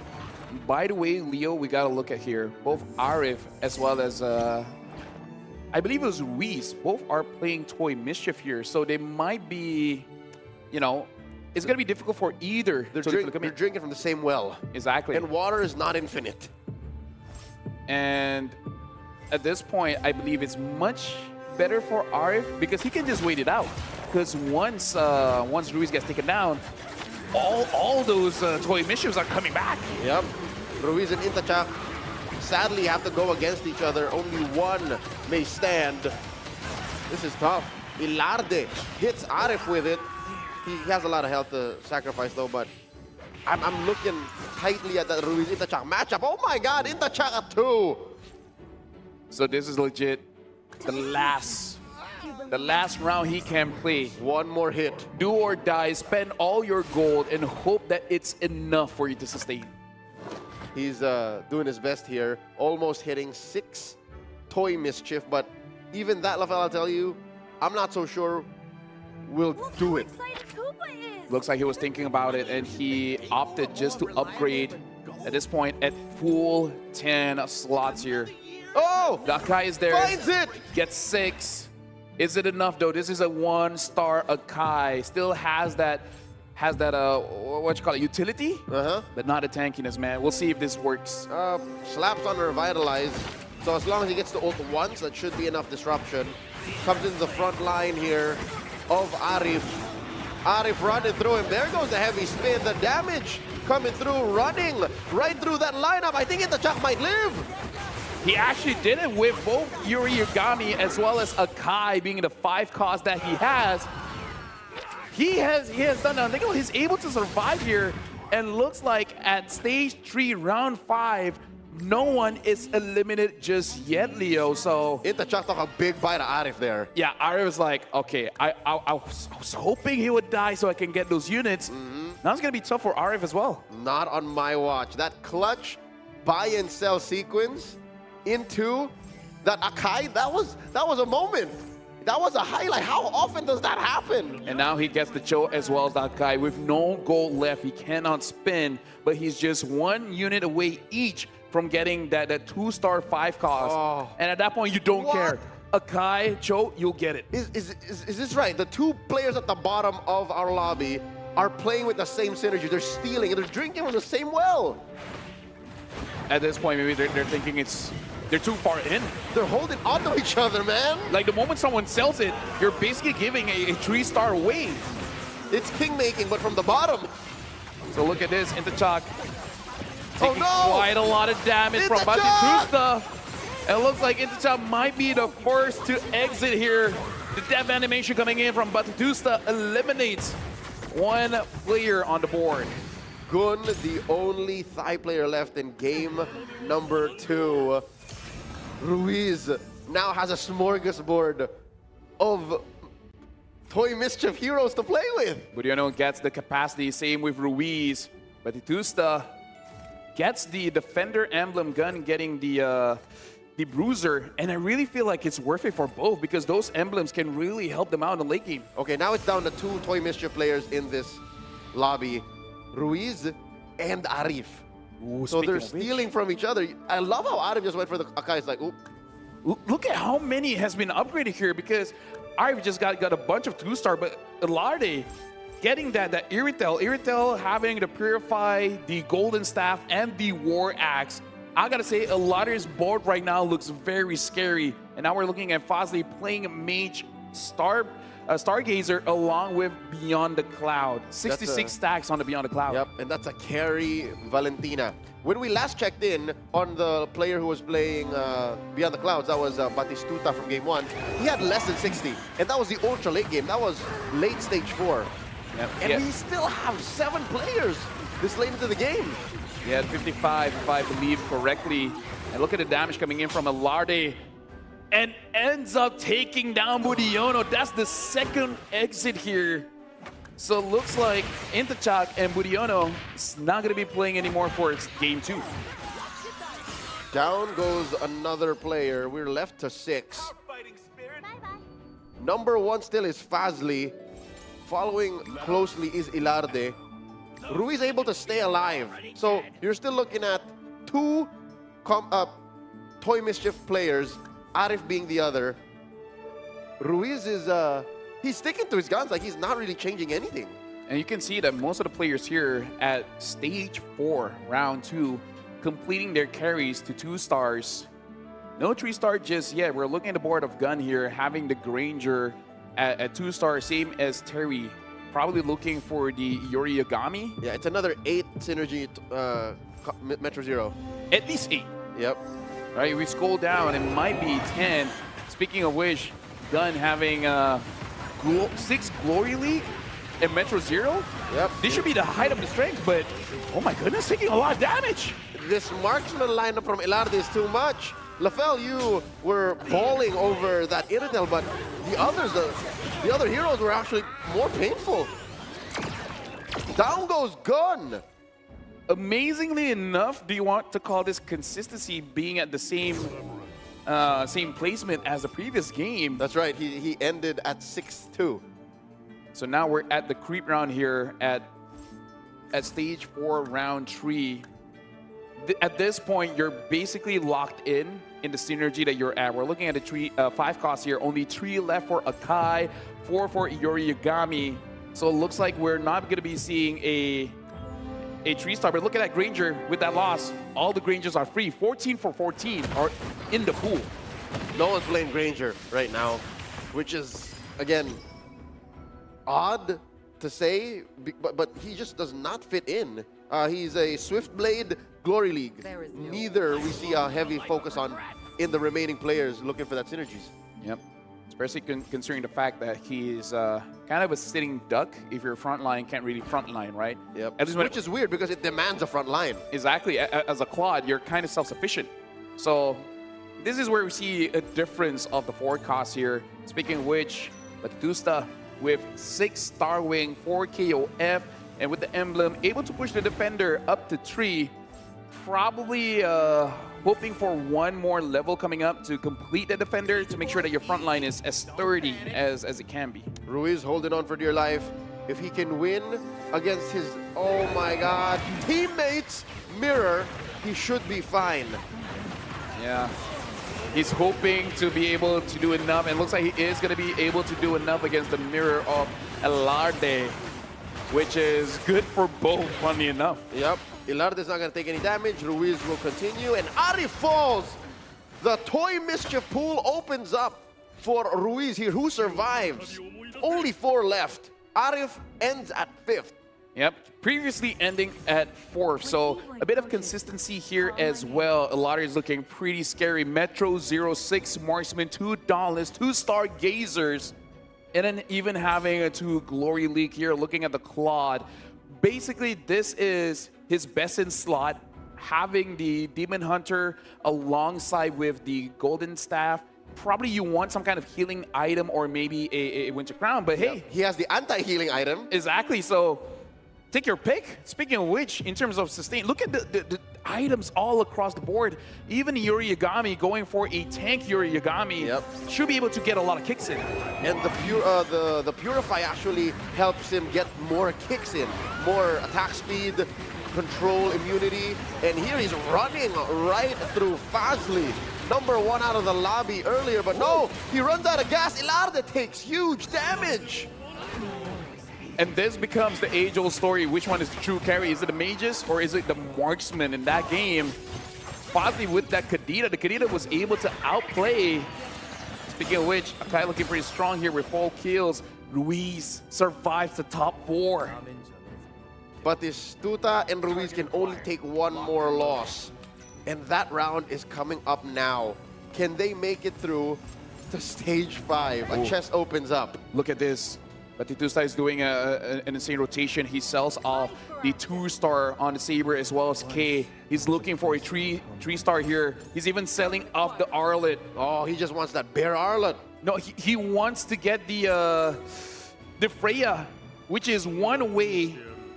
He does not have to go. He's selling Yuri Yagami. He's spending everything. And he gets it. 3-star Freya. A KOF 3-star Freya. He made the call. We got to see if it's worth it. It's him and Fazli. He cannot lose against Fazli. He loses against Fazli. All that he did would be for naught. And it's working out. Dude, Freya is insane. And this is a KOF Freya. But look at that. Godlike for the Valentina. Fazli was able to minimize the damage, but look at that. Still, the Freya took a lot, but it was worth it, man. That rotation was insane. Ruiz and Batistuta is going to be for Spig. Ruiz gets the KOF. Batistuta wants more slots here. Elarde gets that Oracle, and Fazli ends up with a defensive item here in the Anti-Cuirass. All right, we were too preoccupied with the Batistuta versus Fazli matchup, which was, again, such a feel-good moment because that shuffle, you know, the buy and sell paid off. While Team Philippines, they got a little cheeky. You know what happened? What? It was a 0-0. They were able to survive because Ilarde won, Ruiz stayed at 5. Okay, I did not notice that, but yeah, good call coming in from Leo for catching that. Right? Because that's the only way that could have made sense. Something that you can take note. Looks like if you're playing rank, going for a bruiser is going to be relatively safe. Oh! What happened?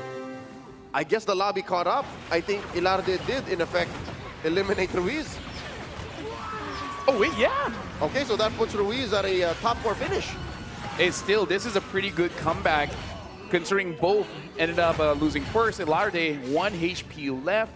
Both Batistuta as well as Fazli 1 and 2. Can Fazli get a back-to-back first placement? Oh my lord, we did say that the Tushan is more economically superior. It's more reliable than the Popol. And here he's playing with it, and he's just 1 more win away. In effect, I think Batistuta and Ilarde can fall here if Fazli wins. Fazli is looking for a 3-star Valentina. Ilarde already has a 3-star Hanabi. So between the strength here, I feel like this time Ilarde has it. I feel like he should be able to survive. But we do have to note, it is 99 stacks on Beyond the Clouds, and it's 3 Beyond the Clouds here for Fazli. Mad carries shuffling around that Kadira and the Edith. Going up against Batistuta's mirror. It's between Batistuta and Ilarde. One of them is going to fall. Fazli secured at least top 2. Oh, but look at Batistusta's Freya, super scary, hard carrying Saber, able to get the Valentina. But look at the Edith, as well as the Valen. But Batistusta's too strong, dealing 20 damage onto Fazli. Batistuta gets eliminated though. Ilarde, 1 HP left, but that 3-star Hanabi, man, is no joke. LaFell, talk about consistency. Just like Gun, Batistuta ends as well in top 3. Still going into game 2. We got 2 players left. Fazli of Team Malaysia and Ilarde of Team Philippines. So this is going to be pretty crucial here because look at Ilarde. 3-star Claude. 3-star Hanabi. This, unless you eliminate them quick, I don't see how Fazli can take down Ilarde. Ilarde could have a pretty big comeback from a number 8 finish, potentially getting number 1 in game 2. That's right. And given that we are in stage 5, round 4, this that's is the last one. Doesn't matter. This is the final game. One more deployment, and what is Fazli looking for, sir? Oh, he gets it, but he needs to sell someone. He does not have the gold. He doesn't. It's not gonna work. Will he sell off right, someone? He gets it there. He sold off the Alucard. Okay, 3-star carry Valentina. Is it gonna be enough? What is Ilarde's play? Did he shuffle around? Did he change anything? I don't think so. He has all the 3 stars that he needs. He's clean. He was stealing away the Valentinas. Oh, but it's not enough. So this is going to be the final round here, folks, between Fazli and Ilarde. Ilarde's doing it! There's a lot of damage coming on the Valentino, no! Clutches it out. Fazli wins back-to-back number 1 placements. Team Malaysia on top of the world right now, 18 points off of Fazli alone. But quite the recovery for Team Philippines as well. Ilarde couldn't believe what happened. Amazing work. Let me just say, Leo, I keep seeing Valentina getting nerfed and nerfed again, and in my head it's like, does she deserve it? After the games that Fazli has shown, it's like, yeah, good idea. She does. And you can see how well aware Ilarde is of what's going on. He was holding on to the Valentinas to stop Fazli from getting to it, but still Fazli had a way out. Fazli had an answer.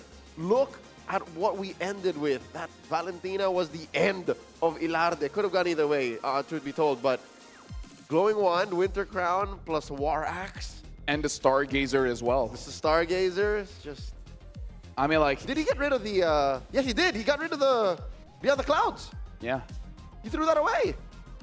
I mean, this is an amazing performance for Valentina, considering she's the only 3-star forecast going up against Claude and Hanabi. But this is a true sign of a hyper carry, putting the Stargazer emblem onto her, putting the Beyond the Clouds, 99 full stacks, 3 Beyond the Clouds onto her as well. And the mirror device definitely did help. But Fazli, man, like we got to shout out a few players here. Batistuta back-to-back 3rd place. Gun, not the placement that you want, but still back-to-back as well. And shout out to Ilarde, went from number 8 all the way to number 2, almost making it to number 1. This is the total points though. 27 for Malaysia, 18 Indonesia, Philippines at 15, and Thailand, unfortunately, from the 2nd spot all the way to 4th. So it's a tight race between Team Philippines and Team Thailand for that bronze place finish. Team Malaysia, though, a full 9 points away from Indonesia.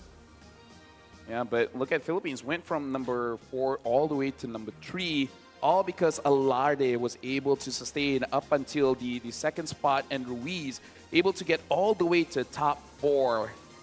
And at this point, it's going to be pretty scary because Fazli already used 2 commanders. One more meta, one lesser. So what's next? A Lancelot? Or Lunox. Or Lunox. Yep. Guinevere, maybe even.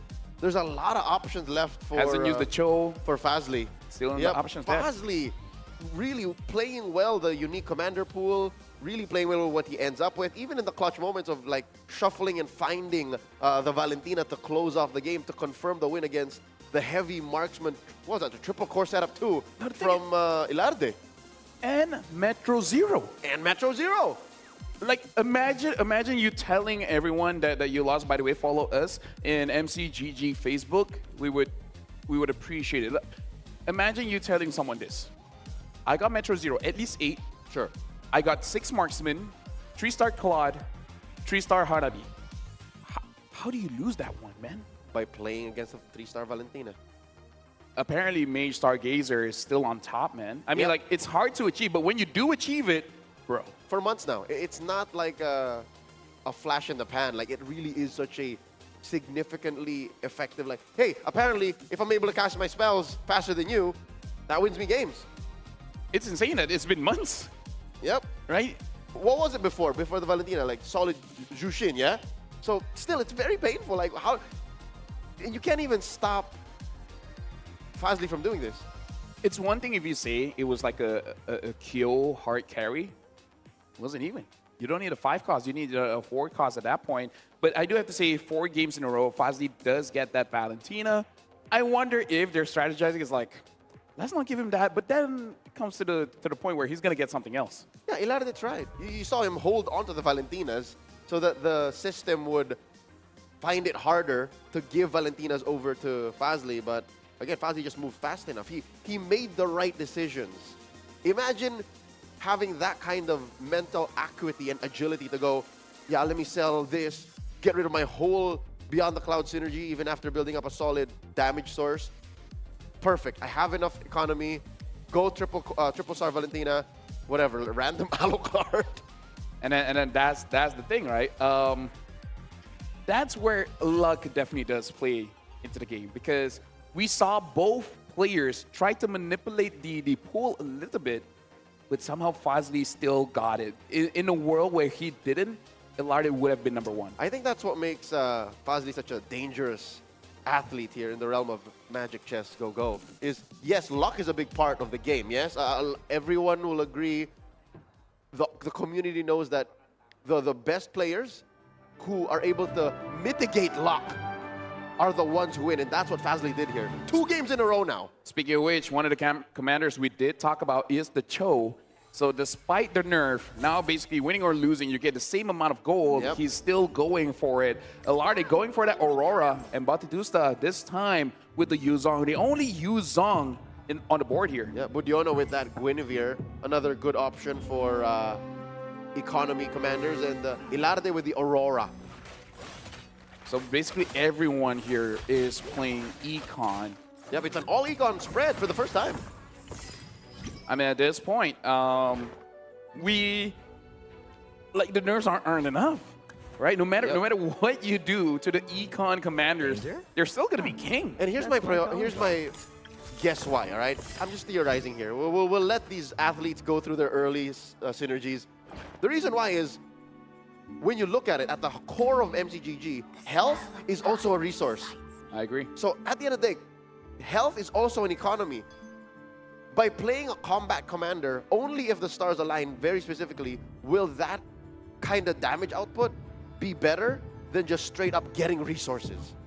Speaking of which, I saw Intachak on this Lunox actually picking the Moscow power card. So getting 2 gold, sure, but getting those heroes, the 1 cost, 2 cost, 3 cost, and 4 cost, should be pretty good on the Lunox, considering you're going to have, like, you know what your 4 cost carry is going to be if you even want to invest in it, right? So pretty good opener power card from Intertalk.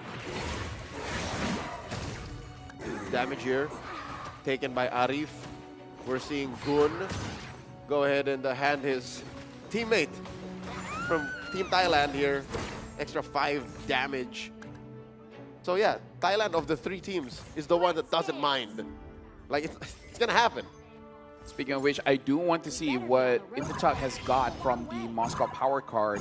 But Batitusta having a pretty solid opener here with the Atlas Matilda building up the Star Wing, even having the Uranus to activate that defender. Overall, a pretty good start. Yep, it's solid. It has a good front line and eventually has good DPS. He has time to pivot, is what I'm trying to say. He can take this all the way up to maybe stage 3 before he has to make big decisions. Larde opening up a bit, using the Aurora. So trying to trigger the passive as much as he can. He even took the Aurora power card. So every 2, he's going to get a lot. Ruiz gets taken down here a peg. I really don't like Soul Vessels when there's no plan behind it just yet. I think that's what he's doing. He's sitting on his hands. And Fazli, another Soul Vessel opening. How does he get this like 3 games in a row? I mean, like, he doesn't have to commit to it, but he always gets a pretty good opening. Staying at 100, he's not going for open fort at all in the previous 3 games. Nope, he can sit on a win streak incentive. Let's see now how Budiono goes up against Ilarde. Oh, interestingly enough, Ilarde is going for open fort too. He's accepted his fate. Yeah, and I feel like it's completely acceptable as an Aurora. Just don't spend, you know, let your heroes be there for a while. Level up, maybe up to level 7, and at that point, then you start to equalize. Yep, you gotta not panic because it's counterintuitive to play the game, right? To keep losing and to not buy anything. It's a game about winning and buying things. Yeah. You know what I mean? You want to lose first, you can win later. Speaking of which, there is a Granger and a Valentine on the board, but Ilarde, I don't know if that was intentional. He skips it. Goes for the anti-heal. The Valentine instead goes to Gun. Ruiz locks in that Granger. We did talk about how Granger is a weird hero choice in the current metagame. What's Budiono going for? Okay, the BFB. Well, Gun does get that early Valentina, so Fazli is probably looking at Gun and she's like, hey. I like that. Hey, that's for me. That's mine. Hey, a bit unfair. But either ways, yeah, pretty interesting choice, Ilarde. I want to see the, what does he go for that he opted for that heal? Because is everyone playing Weapon Master? I don't think so. Maybe that's going towards his late game plan. True, Yeah. true. So, DPS, so you want to counter regen. We're watching Budiono going up against Ruiz right now. And already, Ruiz has pivoted. I'm glad he did because you can't sit on your hands and play Soul Vessel with nothing to go for. He will still lose, though. Budiono takes this. But I think he has a pretty solid opening here because I saw the Granger as well as the Claude. So if he already has at least 2 Glory League, he has quite the comp that he can play around. It's a work in progress, but we have yet to see the results come through. Budiono, Fazli on top of the lobby right now. No damage taken just yet. Batistuta sitting on a streak too. He's sitting on rather Stargazer, Defender, and Starwing. Starwing. Like, this is okay. Again, he doesn't have to make big decisions till later. After this, it is going to be the creep round. It looks like it is going to be a purple Gogo card. And Ilarde is already at level 7. So open porting still an early loss against Arif, taking 11 damage. I want to see how he stabilizes. Does he want to keep on opening up until level 8? Hold up. Huge damage chunk taken by Batistuta at the hands of Budiono. That should have been a decision that they made as a team. Oh, yeah. Honestly, there are clips where Budiono kind of forgot. like legit. He's like, oh, sorry, man. Oops. I forgot. Oh, we have player cams on Batistuta. It seems like he's okay with it. Yeah. It seems like it was according to plan. On that clip, he said the same thing. Okay, so maybe Batistuta's just a nice guy. Gapapasi, it's okay. It's okay. Gunchana, it's okay. Gunchana, it's okay. Speaking of which, now we're seeing Batistuta here. This is the advantage of going for the Yuzong, already getting an orange card here. Sitting on scavengers too. Yeah. Free economy. It looks like he got the golden era, which gives him 3 free shop refreshes and 5 additional free shop refresh each time you upgrade the commander. And considering that he's starting at 6 here, he will get a maximum of 4. 4 free refreshes. Exactly. In the course of the game, if he survives. If he survives. Considering the fact that he is 78 health, pretty good chance. He's going to get at least 3. At least 3, correct. At least 3. We got eyes on Ilarde here, bottom of the lobby. Has Luminexus, or rather Starwing, building up the fighters. I'll be honest with you, Lofel, like, I don't know what the man is thinking. He got his hands on a Freya, yes, but where's he going with this? I legit don't know. And it looks like he's still trying to figure it out as well, even thinking about his placement. Throwing a Masha in the back too. Yeah, we're looking here at Lottery going up against Ruiz. So Even they're not talking about it anymore. maybe they're like, overrated. Okay, Saber catches one in the back. He did speed through the levels, right? He's at level 8 now compared to the majority of the lobby. So I guess this is his pivot. This is where he starts to turn things around. Yeah. Speaking of which, I do want to see whether Batistuta with the golden era will be using all the free refreshes on level 8 or 9. Yeah, or immediately. Yeah. Because even in my head, I really don't know. 8 makes sense to get the forecast, but at 9, you still have a pretty good chance to get the forecast, but... Better 5s. Better 5s, exactly. So we're going to see he is at level 7. Still, he take a bit of damage, though. Budiono about to go ahead and hit that 6 synergy KOF, but I tell you now, it's not worth it. Sure, it is the KOF season, but going for 6, committing that hard, might not get the payoff you need. Yeah. Unless you have the items for your core. Yep. Either a kill or a Yoriyagami. Looks like Fazli, as well as Budiono, one of them is going to get taken down, both at 100 HP. Who's going to keep the win streak? Only one of them walks away from this round with no damage taken. And it looks like Fazli, again, the man who has won first 2 straight games, will continue his streak. Budiono takes 14. I gotta say, we gotta interview this man. Budiono did not stand a chance. He had like 4 heroes left, Fazli. Fazli is so far playing Soul Vessel Glory League and basically placing his Granger untouchable. The front line is a little bit too heavy for Fazli. Well, too heavy for everyone else to deal with. Fazli, at this point, if he places in the top 3 in game 3, he's one of those athletes who were just born to play this game. Yeah. Which is... he should be studied. He should be studied. Easier for me to study him, right? But so far, Budiono now going up against Arif, the other Malaysian representative. Looks like gonna claw back a little bit of a revenge, dealing damage onto Arif. Speaking of which, we're looking at Gun taking damage from Intachak. They're taking each other out. Okay. Indonesia and Malaysia have their own beef right now. Yeah. All the while, Thailand and the Philippines are just trying to survive. Well, we are going into the chess round here. Gun first pick. Say Lottery second. Taking the capacity. Lottery, does he want to get a Akai? No, he goes for the KOF. Now that's huge. Now he has to commit.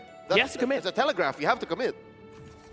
The question is, which forecast is he going to put it on? Who's the boss? We saw a Valentina with the KOF. We've seen the Kadita with the KOF. We'll see who will he put it on. Okay, so this is Elarde.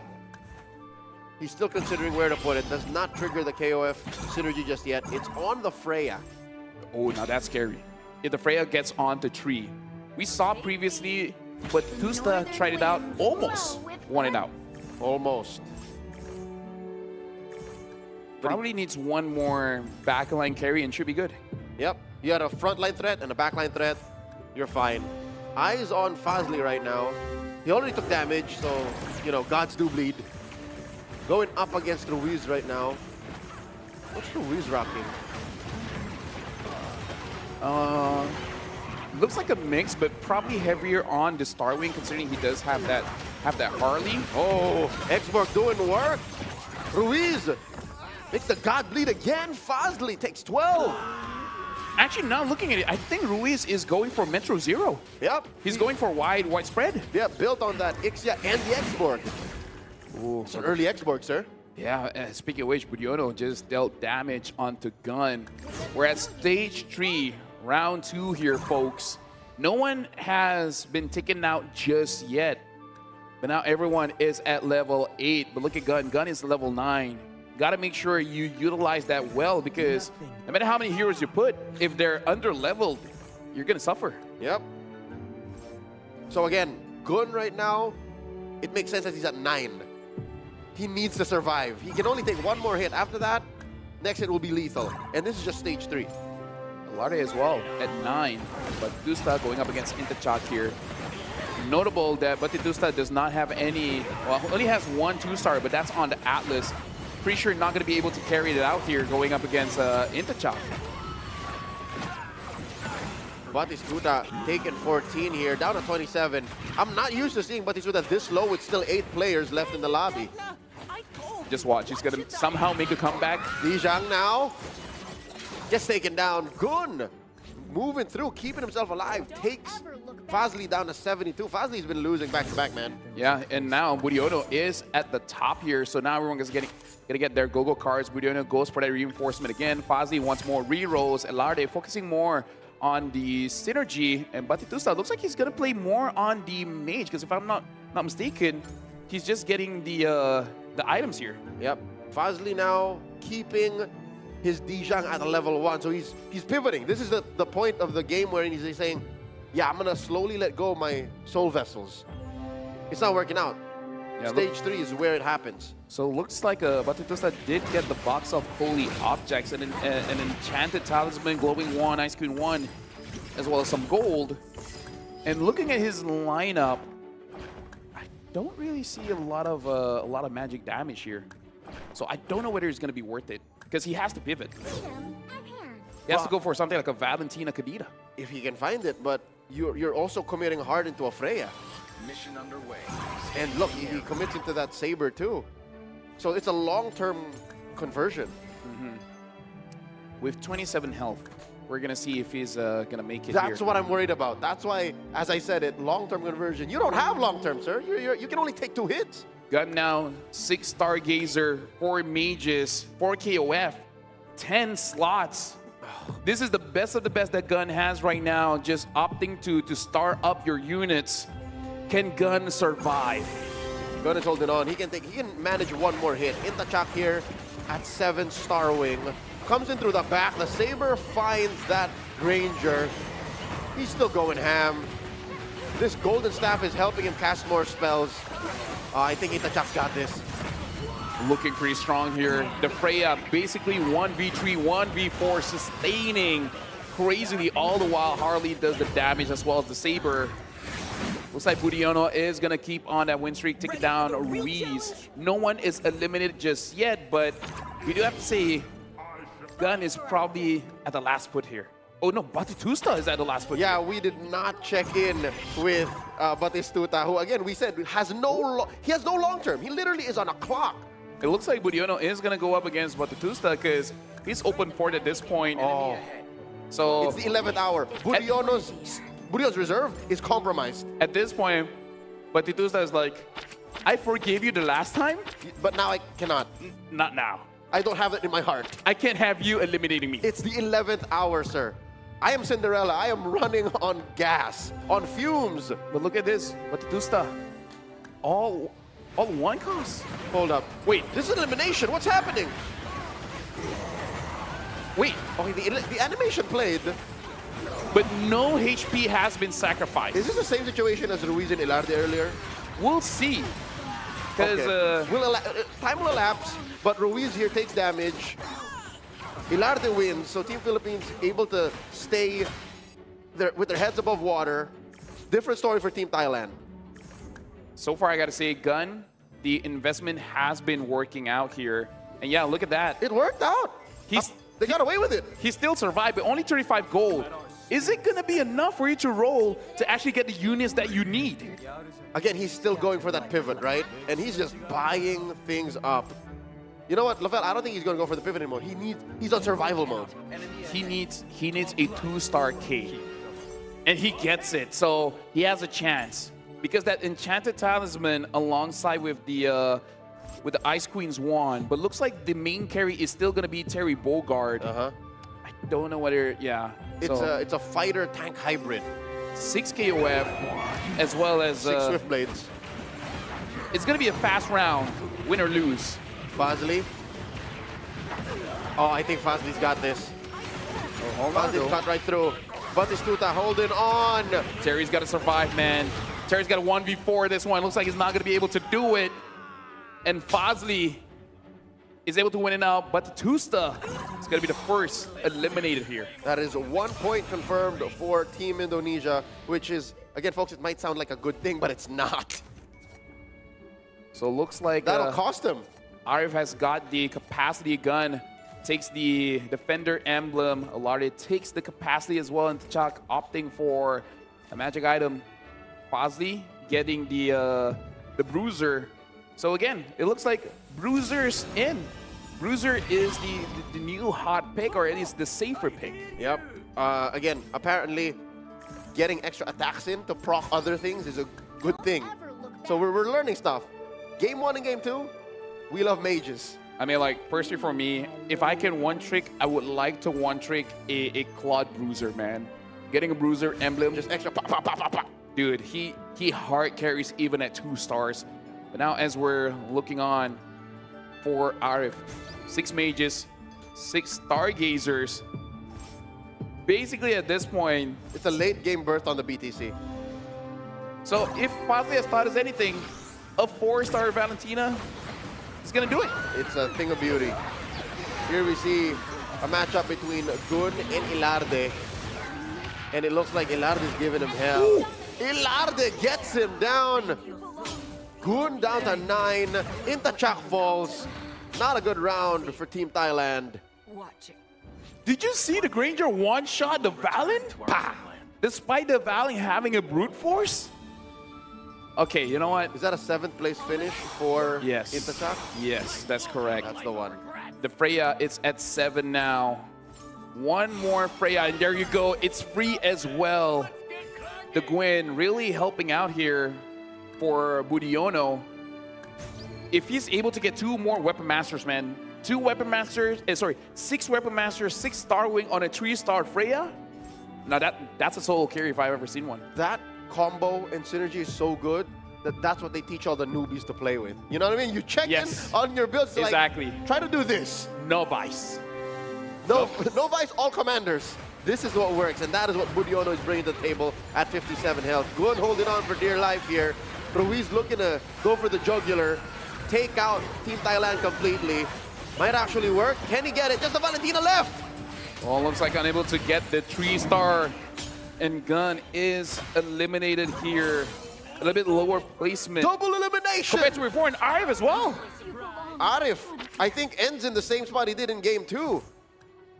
He's in 5th place. Yeah. So, wait, no, I look wrong. Gun has finished the scene. All the way. 3 games, yeah. It's the Gun hat trick. It's kind of impressive, but it's consistent. Alarde now getting top 4 with 6 KOF. Looking pretty good, and looks 6 like Swift Blade. And looks like the Cho was there. Probably gonna pick it up in the next round after triggering the Yurigami. Yep. Okay, so this was a breather. This was a creep round.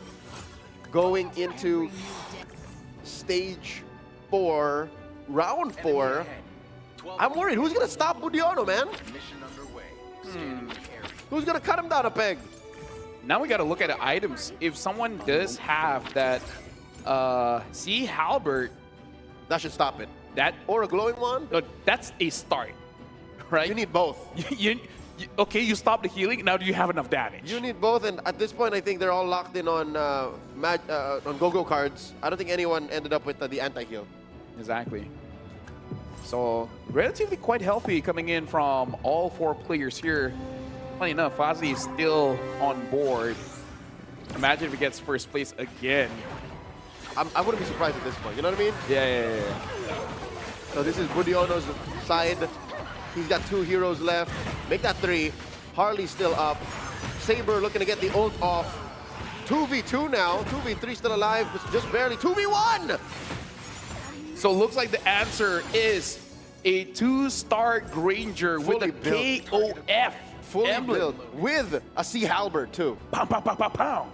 Let's keep on shooting up. So, let's see here. That Granger got a bounty on him now. Now the thing is, that's his 2-star. If he gets on the 3, GG. Clean. And what was it? Was it just the last game that we were slandering Granger? We were saying that Granger isn't meta. Easy boy. I mean, like, apparently he's meta as long as you don't touch him. And in that fight, untouchable, man. Untouchable. You have to go through so much to get the Ilarde's Granger. At that point, you don't need a 3-star Freya. You need a 3-star Saber. right? Someone's got to eliminate the guy. Yep, to on purpose find that Granger. But it's easier said than done. It's Team Philippines fighting off against each other. Budiono looking to take Fazli down a peg, denying him the first place finish again, the third time in a row. Eyes on Fazli right now. He's losing dudes left and right. Budiono running through him. Can the Freya survive? Oh, look at this. Fazli is again using the one that I like, which is the Claude Bruiser 3-star. I appreciate it. I was talking about it. It looks like it is what Fazli is going for. Makes me feel a bit validated. It works. It's real. It's strong. It's real. Strong, man. Apparently, extra hits from an already high DPS hero with a good attack speed wins games. And now it looks like if I learned anything for this one, emblems wins games, man. Yep. That's the real thing you want to aim for. Yep. Items have a cap, but by cheating synergies onto heroes, apparently just breaks the game. Or makes you play the game to a different level than what's supposed to. So apparently, 2 synergy is not enough for a single hero. Give him 3. Oh, now you see the true potential. Yep. And you're not Ruby. Yeah. Or Ixia. By the way, Larda did get a 3-star K here. We'll see whether the K is going to be enough. Good magic burst. Coming through the Granger, building up some stacks. Put a Revitalize on him for extra sustainability. And Fazli gonna take a good amount of damage here. Eliminated. Sit down, sir. Fazli will not finish in first in game 3. Instead, goes and ends at 3rd. Yep. So there you go. Like, at this stage, with as many backline as we're seeing here, by the way, Budiono also almost gets taken out here. Took 18 damage. That's huge. That's how you end that Starwing and Fighter, Weapon Master combo. Budiono does go for that Bruiser. Ruiz is going to be happy with the capacity. A lot of find a pick here. There's Yoriyagami, Kyoko Sanagi, the Vexana, and a bunch of items. You can get copy equipment. Instead, goes for the Vexana. This is Philippines' best finish so far in our 5-game match. So Ilardi did finish 2nd just now. If he's able to get 1st place here, that will really carry the placement for the team. And the fact that Ruiz is still there, they might be able to get number 1, if not maybe 1st and 2nd. Yeah. Yeah, best case scenario, 1st and 2nd. Worst case, 2nd and 3rd. But based on how the last round happened, again, how can one magic chest opening really change the face of the game that quickly in one round, in one go? Budiono might die here. This might be his final round. So now we're starting up here. Look at that huge Granger, man. With a KOF as well, War Axe, as well as the anti-heal. No one is touching this Granger. Granger is free. Benedetta can touch him. Elarde doing a lot. Is it going to be enough? Is it enough? Budiono gets eliminated at 3rd. Did you know that Indonesia has finished 3rd in 3 games straight? It's a trend, and I hope it's a trend that they want. Look at this.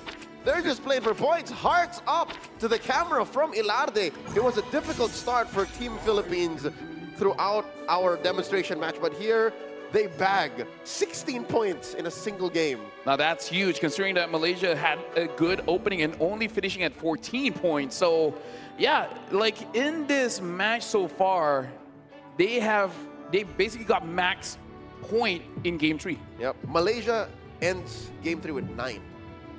5 plus 4. Yes. Yep, so it's tough. It's tough. We are just running through the formalities of ending the game, ladies and gentlemen. Ilarde looks like he could finish Ruiz.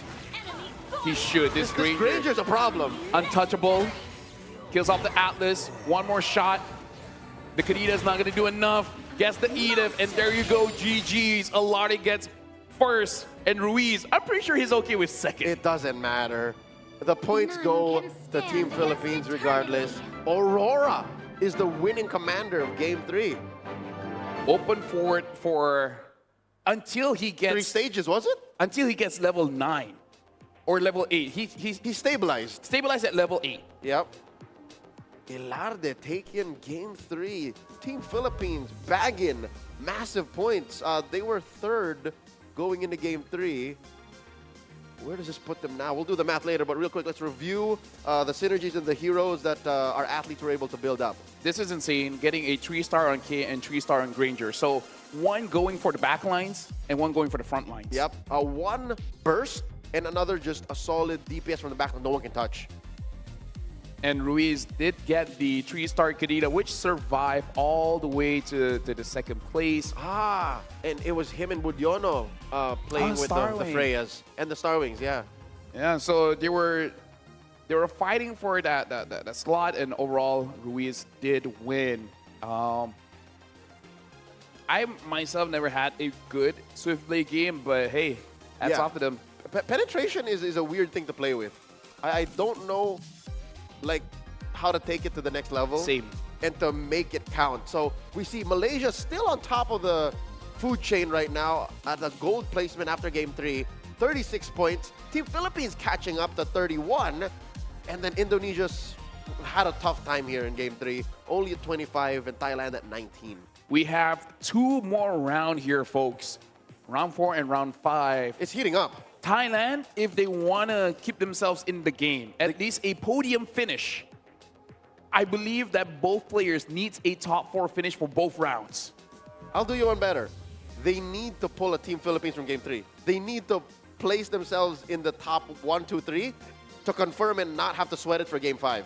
And I gotta say, like, there's a lot of iteration of MCGG that we will have moving forward, but I'm really liking this format, Leo, where one match, everyone plays 5 games, and then we'll see how many points that we tally up, because if the game was over sooner, we wouldn't see this comeback coming in from Team Philippines. Yep. Right? Getting 7-8, and then all of a sudden now. The push and pull and the suspense, the thrill of how far can you take your open fort is so palpable with this kind of format. Not to mention the simplicity of following what unique commanders are allowed per player. It's great for people who are so invested in Magic Chess, and it's good for people who are just getting into it. And I feel like this is an amazing viewing experience for the audience, because these are really amazing games. Amazing to the fact where even we ourselves, we know what's going on, but it's really hard to catch up, because we did talk about the speed and how your brain basically moves at buying, selling, switch here and there. They're moving at an incredible pace. Yep. Not to mention how you read your opponent's line of play and their course of action of buying and selling as well, their positioning. Again, this is the best of the best, the cream of the crop when it comes to MCGG athletes, putting on a clinic, a show for this demonstration here at the 33rd SEA Games in Thailand. I am blessed, sir. I'm learning so much. You know how when we are able to call good MLBB matches, like in the World Championships, in the Mid-Season Cup, you come home, you go back to your hotel, you come back home, and you're like, I want to play more. I'm getting that vibe now, just 3 games in. Dude, after this, I'm gonna play quite a few matches, considering the fact that Emblems is the key difference here. We're learning things. Emblems is key. I'm gonna one-trick Gushin for a while, and maybe open for a bit so that I can get that priority. Speaking of which, make sure you guys follow MCGG on Facebook, because we might be seeing more tournaments for MCGG, considering that, like us, we cast MLBB, but this one though, this is intense as well. It's a nice palate cleanser, and it's a game I'm slowly falling in love with. There is a Facebook milestone we're trying to chase here in MCGG, so please go ahead and scan that, join in. This is not just for prizes to be won. If you like and follow MCGG on socials, they sometimes share like synergies and tips. Yeah. So it would not be impossible that what you watched here will be covered on these pages. So go ahead and follow through so that you don't have to scrub through the whole stream or listen to us like wow and just bawl over what we see. You can follow them on social media to get the TLDR. So tip number 1, play Econ. Tip number 2, pick up the emblem when it is available. Yep. And tip number 3, probably learn how to open fort safely, because I feel like that's the thing that I try to open fort, but I cannot do it safely, man. It's a tricky way of playing, and almost just as difficult as playing sustain. That's a big community question, is how do I make Starwing Weapon Master work? You know what I mean? Yeah. When you play Marksman or you play Soul Vessel, it's clear DPS. But playing sustain is almost just as tricky as playing open fort, because there has to be a pivot wherein I have to deal damage now. Where in open fort is, I have to stop dying. Exactly.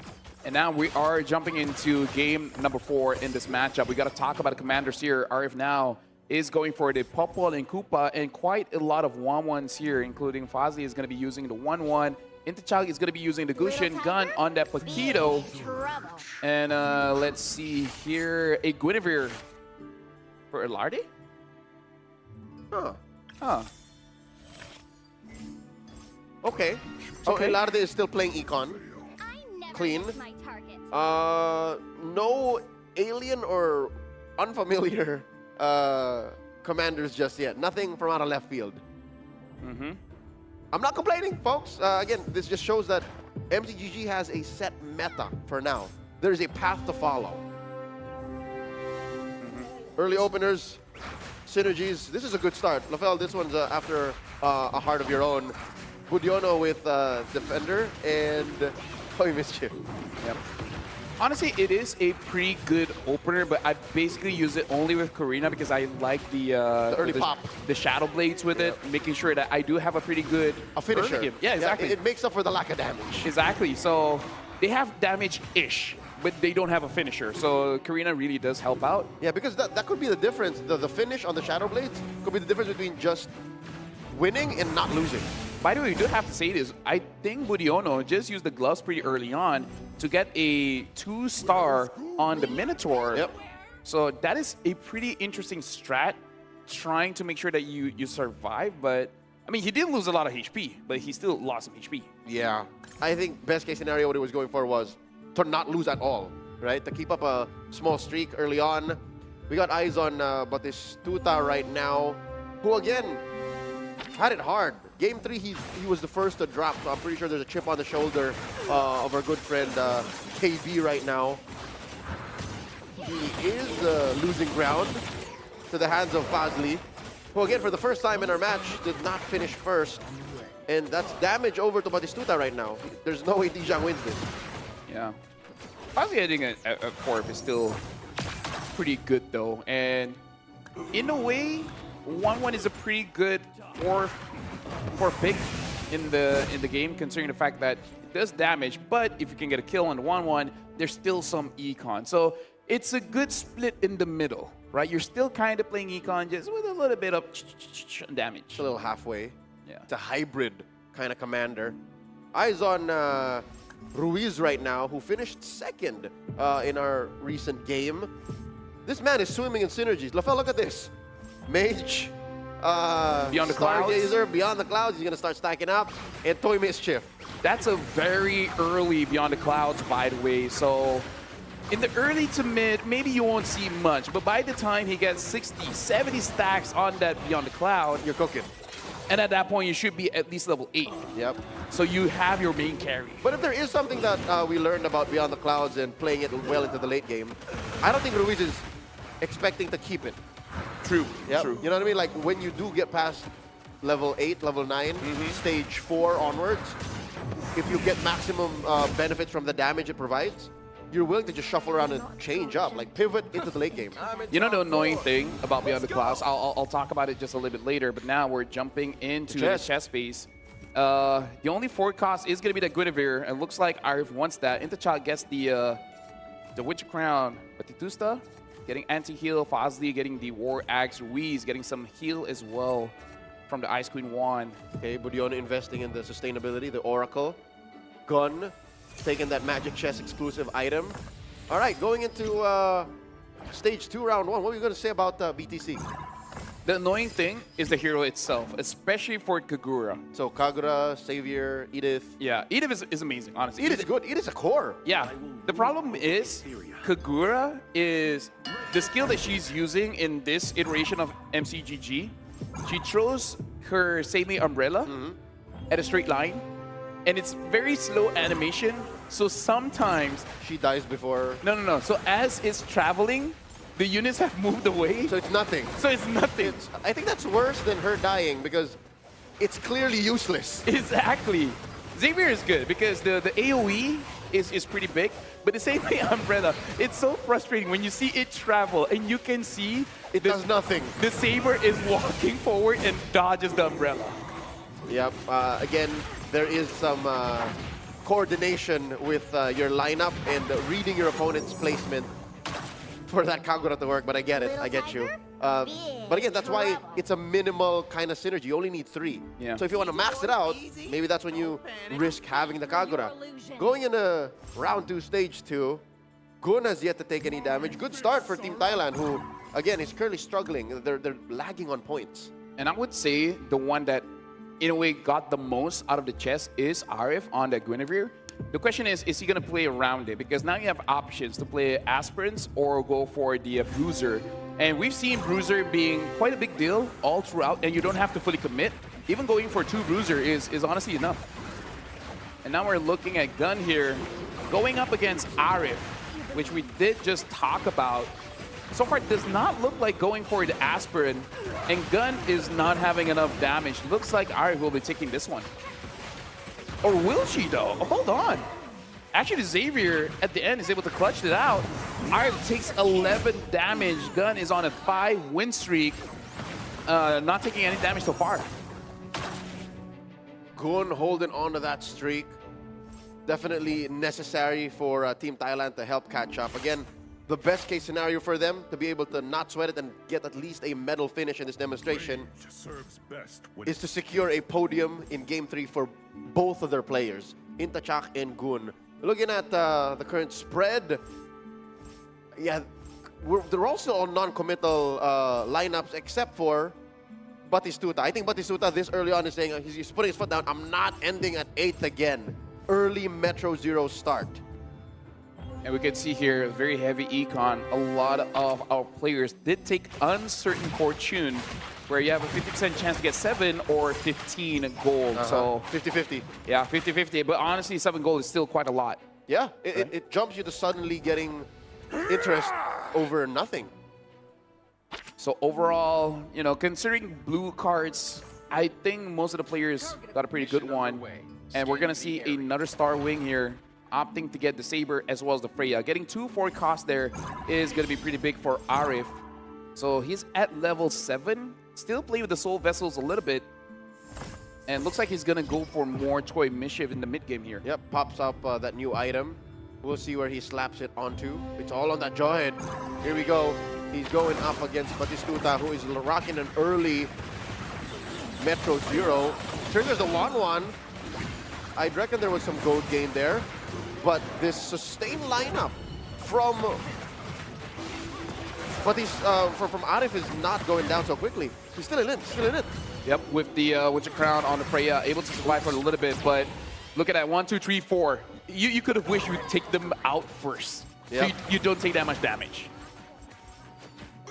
And here we see Ruiz and Elarde minimizing damage onto each other. Ruiz will take the 7. And look at that, Fazli already has a 2-star Barats at 90 health. Fazli keeps on being the top echelon of the lobby for 4 games straight here. Yep. It's clear that whether he's winning or not, and whether it's the early game or the late game, Fazli is the apex predator of this demonstration. He knows what he's doing. That's an understatement. To know what he's doing. I'll tell you now, I think he knows what he's doing, he knows what his opponents are doing, and he knows how to get there. Look at his stage 2, round 5, 6 Toy Mischief alongside, like, this is very early game here, stage 2. Yep, to be able to get this much of a complete synergy. Look at that Barat, unstoppable, has 3 of the Toy Mischief items on him. That early Freya did not stand a chance. He had to give it over to Arif, man. That's how cutthroat and cold-blooded Fazli is. I need a streak, sir. Yes. Terima kasih.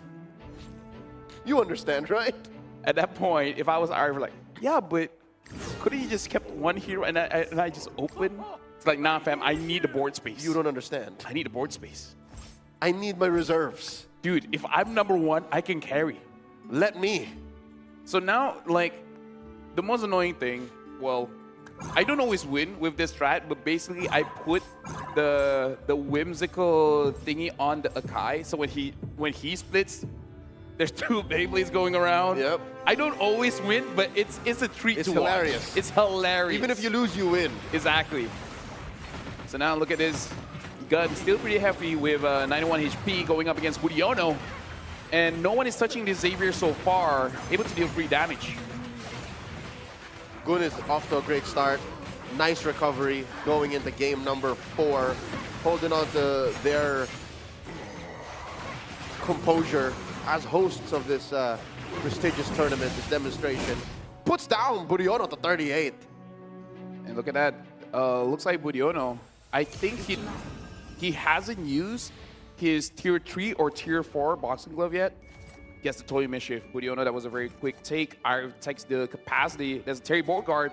But oh, Vexana gets taken out by Intachal, but Titusta gets the Iritel. No one's going for Terry so far. Okay. And still not going. Luminexus for Fazli. Couple of items. Magical items, by the way, for Team Philippines. What is Ruiz and Ilarde planning here? Been a while since we last checked in on the winners of our last round. Gun able to build a 2-star Kadita right now. That's as clearly as carry. Yep. Using the boxing gloves on the Kadita. At stage 3-1, I wonder it's going to be enough time for you to 4-star a Kadita, because I don't see any other Kaditas on the board. In the pool. On the board? No one's played it. No one's, yeah. So there's a chance. That he can do it. Exactly. All right. Here we see Fazli going up against Ilarde. Okay, the Fanny jumps over to the back. The Saber finds himself in the middle of chunky Toy Mischief heroes. Retreat to retreat. Abort mission. Fazli takes Ilarde down. 12 damage. At this point, I honestly want to see what Gun is about here, because still leader right now. Can you maintain as the leader? It's going to be pretty difficult. It looks like Gun finally takes enough damage to be number 2. What are you saying about that, Kagura? Caster. Well, Kadita wasn't moving. The one time that Kadita wasn't moving. Dude, Kadita, just dodge. It's so simple. Yes, just move left or right. It's a straight line. Take your pick. So with that, Gun gets cut down a peg. Ruiz changes the number 1 spot from Gun to Fazli. Let's see what Budiono does now. Ooh, look at that, Terry Beauregard. Toy Mischief. With KOF. Is he going to make clones? Yes. Clones, the missiles, as well as the tankiness. A Toy Mischief, Terry Beauregard. Okay. Let's see how he does against Ilarde. There's the heavy spin. Cutting right through Ilarde's lineup. I think Budiono's got this in the bag. Did you see how much damage that Budiono did not take? He was in the middle of everyone. He's godlike. Nothing. He didn't even split up. Nope. It was just a mono Terry Beauregard. Singular. Mono Tabor. You know, I'm still correct, right? Yes, correct. Yes, grammatically, technically. Fazli is another Toy Mischief player in the lobby, and I think slowly the other. No, I thought that Arif and Intachak would slowly retreat and give up the Toy Mischief, but no, that's what Budiono and Fazli are competing against. And looking at Gun, looks like Gun really is aiming for those refreshes with both the blue cards as well as the purple cards. So hoping Gun this time can actually get a 3-star forecast, because Glittering Jewels, both blue and purple, I think Gun has saved up quite a lot. So I don't know. If you really don't get a 3-star forecast, just unlucky, man. Super unlucky. Hey, we don't know what the other players' reserves look like. Somebody might be holding on to the 4-star that he could use. Intachak, though, looks like is gonna commit to the 6 mage, 6-star gazer. Oh, Arif got a Valentina and a Kadira. 2-star each. And we saw Intachak. All right, I'm getting a Kadira for myself, just in case. Good luck. Was that Ruiz who had the other one? Yes. Yep. So they'll be competing against each other to keep the other. Or just don't get it, you know? Like, I'm not gonna use it, but neither are you. You budge. No, you budge. Intachak versus Arif here. Arif's Toy Mischief is running through everything. Intachak I don't think Saber's going to survive this. Yeah, the Kadita is proving to be just a little bit too much. We're at stage 3, round 4. We might be seeing an elimination soon.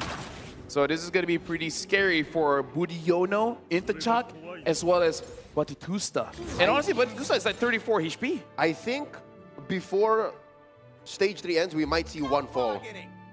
It's very possible. Was that a 3-star Claude? No, it's a 2-star. 2-star Claude, all right. Yeah. Too fast. Edith now put up 2-star for Arif. Valentina as well, building up for Ruiz. So it looks like the lobby is like, let's not see any 3-star Valentina. Let's just be happy with 2. But Everybody's hate drafting. here's the thing. If the lobby is able to take down Batitusta and Budiman quickly, this is going to set Indonesia back so far behind. And it will shoot everyone up. They only have 25 points at this point. They can't suffer a below top 4. Yep. From being Malaysia's rival in the early stages of this demonstration, they are closer to actually dropping even out of medal contention. This is tough. This is very difficult. Intachak gets eliminated here. We have our 8th place, a point for Thailand. And look at this. Budiono able to win it out. Probably thinking is lucky stars at this point, because you do want to get that podium finish. Now, Batitusta gets a 2-star Kadita as well. I don't know if anyone is going to be able to get a 3-star here, and Elarde open for it. Probably going to go up against Ruiz, who is currently top of the lobby right now. Ruiz is not in any bad shape at all, but Elarde, man, he had to sell off the fanny, had to sell off... to pull off the open. Exactly. Yeah. So the recovering phase is going to be hard to recover from. That's one way to put it. He decided to tuck himself in 6 layers to make sure Ruiz is warm, and Ruiz continues his streak. You're seeing Arif right now go up against Batistuta. I don't think Batistuta is going to lose here, not just yet. Budiono, though, is in a real pickle. We're just looking at the matchups here. Arif taking 15 damage. Budiono surviving, Batitusta surviving. So looks like the players are able to survive stage 3 so far. Only Intachak is the one that gets taken down. There is the prophesized player elimination we said before stage 3 ends. Going into stage 4, let's open a magic chest up. Batistuta and Budiono going for capacity, as you should when you're this close to dying. Fozzy does get the X-Borg, and Arif getting that Luminexus. Gun going for that Holy Crystal. I forget. I think Intachak was the one that tried to go for 6 mage, 6... Oh, it looks like the gloves has been used on the Harley. Stage 4 Harley 2-star with a Holy Crystal as well as an Enchanted Talisman. Make sure you position your carries properly. Ooh. And a 2-star Saber. Yep. Gun's gonna go hunting. And probably wants to get it done fast. Okay, we got Ruiz with there it is. Is this what you're looking for? The 6 mage. Yeah. The thing is, his Valentina is at the edge. So if you're not careful, that's where the Harley is going if you're going up against the Harley. Looks like it's not. Fortunately, this Valentina has a Winter Crown. So she can just freeze her way out of there and then survive. Look, she's cornered, but she's fine. Well, fine right now. Does get hit by the Toy Mischief, Terry Bogard, and still punching out, but actually not survive against this Valentina. God. The nerfs are not enough. Budiono is our 7th placer. Gets eliminated. 2 points for Team Indonesia. And again, that's not what you want. At this time, Batitusta with 3 HP. Like, Budiono is looking at him and be like, can you get top 4, sir? Yep. The MCGG fans from Thailand, from Indonesia, some of them who have to fly out here to watch in Thailand are sweating. They're sweating bullets because it's all on Batistuta right now at 3 health. At this point, you hope the bullets can be changed into gold so that he can roll a little bit more, because this is do or die. One more Kadita is needed, but no more gold. No more gold. So we're going to see whether Arif with a bunch of Kadidas on the board. Okay. 1, 2, 3, 3 Kadidas. I did not notice that Arif was also on the edge. He is cheating death right now against Ilarde. And Ilarde still has 3 heavy hitters on the board. 3 left for Arif as well. We're going down to small margins. The Saber finds him. It's down to the Kadira. And that's it. Ilarde eliminates Arif. We're down to 4. And that... Oh, down to 5 still. Yeah, that was a... But Batistuta lives. That was a clutch Winter Crown timing, because if not, the Kadira could have actually gotten that kill. And maybe Arif would have survived. But, you know, quick peek at the 5 costs still in the pool. And the 4 costs as well before we go into this creep round. The Kadira has opened up a bit. Oh, Fazli. Fazli needs 2 more. 2 more Terry Bogard. So basically the entire lobby has to be like, I don't need it, but I'm gonna get it. Yep, I gotta keep it away from the consistent first placer. Orange buff gets taken care of here as they go for their items. Dude, Batistuta, imagine if he clutches it. Actually gets to top 4. I mean, he does bomb rush level 10. Yes. So he's in the best shape he can ever be in this whole game 4. He just has to... It comes down to execution now. Look at how scary Gun's board is. A 2-star Vexana, a 2-star Harley, a 2-star Kadira, a 2-star Saber, and a Freya to boot. So no 3-stars so far, but this is a very good spread. This is basically the character has no weaknesses. With 4-star Gazer, you're gonna see a lot of ults being cycled through.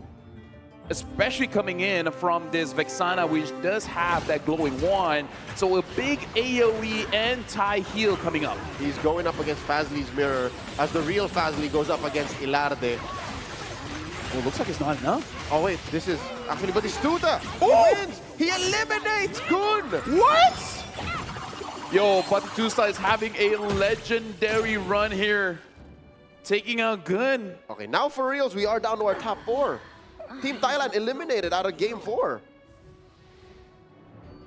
I'm very proud of this guy, but a 3-star Terry Bogard. This is where Fazli starts to become a bit scary. And we gotta say, every single round that Fazli plays, he's been at least top 4. His lowest finish was in game 3. Ruiz, though, having a complete... Oh, this is a lot of synergy. 6 Mage, 6 Stargazers, 3 Beyond the Clouds, 2 Mortal Rival, 2 Limit Nexus, Max BTC. All he needs is 3 more Valentina. And then you're good. He can do it. I think he's only really competing against... No one. Oh, it opened up again. Yeah, no one is using Valentina anymore. And look at this going up against a Granger, though. Can the Valentina do it? Dude, if you can take the... Oh! You took down a 3-star Granger. With a 2-star Valentina, a clutch freeze once again. The Barats, though, Fazli now has a 3-star Barats, a 3-star Terry Bogard. But look at Batistuta. He needs 1 more synergy to get 8 on the Metro Zero. I don't think he can do it, though. He has no more gold, but he does have a 3-star on the quad. All right, he's trying to juggle. Other players are checking in. They're seeing what he's up to. And I think they're aware that he's staying at 1 gold with no way to shuffle around. So he's stuck at 7. His Metro Zero not hitting its full form. But look at Iritel and Claude, both on one side. If a big AoE hits on these 2 carries, it's going to be bad. We got to look at which one Harley's going to target. Oh, look at the damage, bro! What? I think Batistuta's got this. Batistuta 2v1 gets eliminated. Ilarde makes sure that him and Ruiz once again finish in first and second. What? Dude, talk about the comeback. Dude, this is pretty legendary coming in from the Philippines. Coming back from a number 8 and 7 finish in round 1. Back-to-back 1 and 2 placement. From being 3 points down and from just barely being out of medal contention, they are currently #1, no doubt. Ruiz and Ilarde are now just playing as a formality once again after hitting this right in Game 3. Pull a back-to-back first and second place finish in Game 4. The only way Malaysia can keep up, basically Fazli needs a first win again. And then top 4 for Arif. Arif, correct. Because so far, I gotta say, Let's see if the match checks out. Arif does finish quite low more often than not. Oh, yeah, for Especially- sure. Yeah. Fazli is the apex predator still on a singular basis. If you're looking at individuals, single athletes, he is that. But as a duo, Ruiz and Ilarde are a scary pair. This tag team from the Philippines, one of them a former coach in the MPL, and the other found his footing in this community in MCGG, are doing the rounds. Who's gonna stop him? And there you go, folks. The round is finished with Ruiz being number one, basically trading places. It's like you 1 got- and 2, 2 and 1. Yeah, let's trade. That is looking amazing for Team Philippines. And the biggest shock for me, Leo, I could never make a Valentina work. I could never make the Valentina look scary. Nothing like this. Conceptually, you get why it's scary, but you can't make it work yourself. Exactly, yeah. And here, the athletes from these 4 countries that represent those competing in the demonstration game just treat it like a weapon. It is a scalpel precision weapon that has won, 2 rounds now. So what I learned is that if you want to make a Valentina work, you got to go all in. Like, 3-star is amazing, sure, but basically you got to play around the mage. She is her, basically. Stargazer, yeah, but now we got to look at the points here. Separating by 2. Philippines just 2. now at 47. Malaysia at 45. Indonesia with 32. And Thailand with 24. So I think it's between these two now. This single-handedly confirms Philippines ends with a silver or a bronze, minimum. Actually, look at the points here. I don't think it's possible for them even to get a bronze anymore. Yeah, but look at Fazli, the impressive run that he has had. 9956 points. Ilarde 1797. So I would say these two are in the running. Oh wait, Ruiz is higher, 2579. So I would say the good thing about Philippines is they are much more consistent after round 1.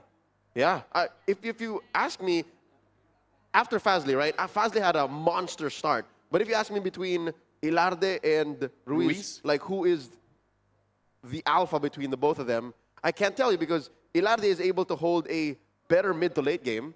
Ruiz can just kind of close off. But I know Ruiz. He is a friend of mine on MCGG. He's at about 400 stars in MCGG. And we just ended the season. Like 2 weeks ago or something. I mean, I'm still at legend. I mean, like, to be fair, there's no way either of us could play enough game compared to them. There's a reason why we're here. Yeah. And I gotta say, I like being here. This is fun. This is amazing. Shout outs to SEA Games here in Thailand. We're having an amazing time, a blast here. The games have been good, but now this is gonna be the final one, the final game. This is gonna be the most crucial pick of your commander, because again, correct, you're running out. Exactly. People have played their Paquitos, their Popols, the their Guinevere's. Chos. We haven't seen much Lancelot. If you really dig in deep, right, we haven't seen much Lancelot or Lunox.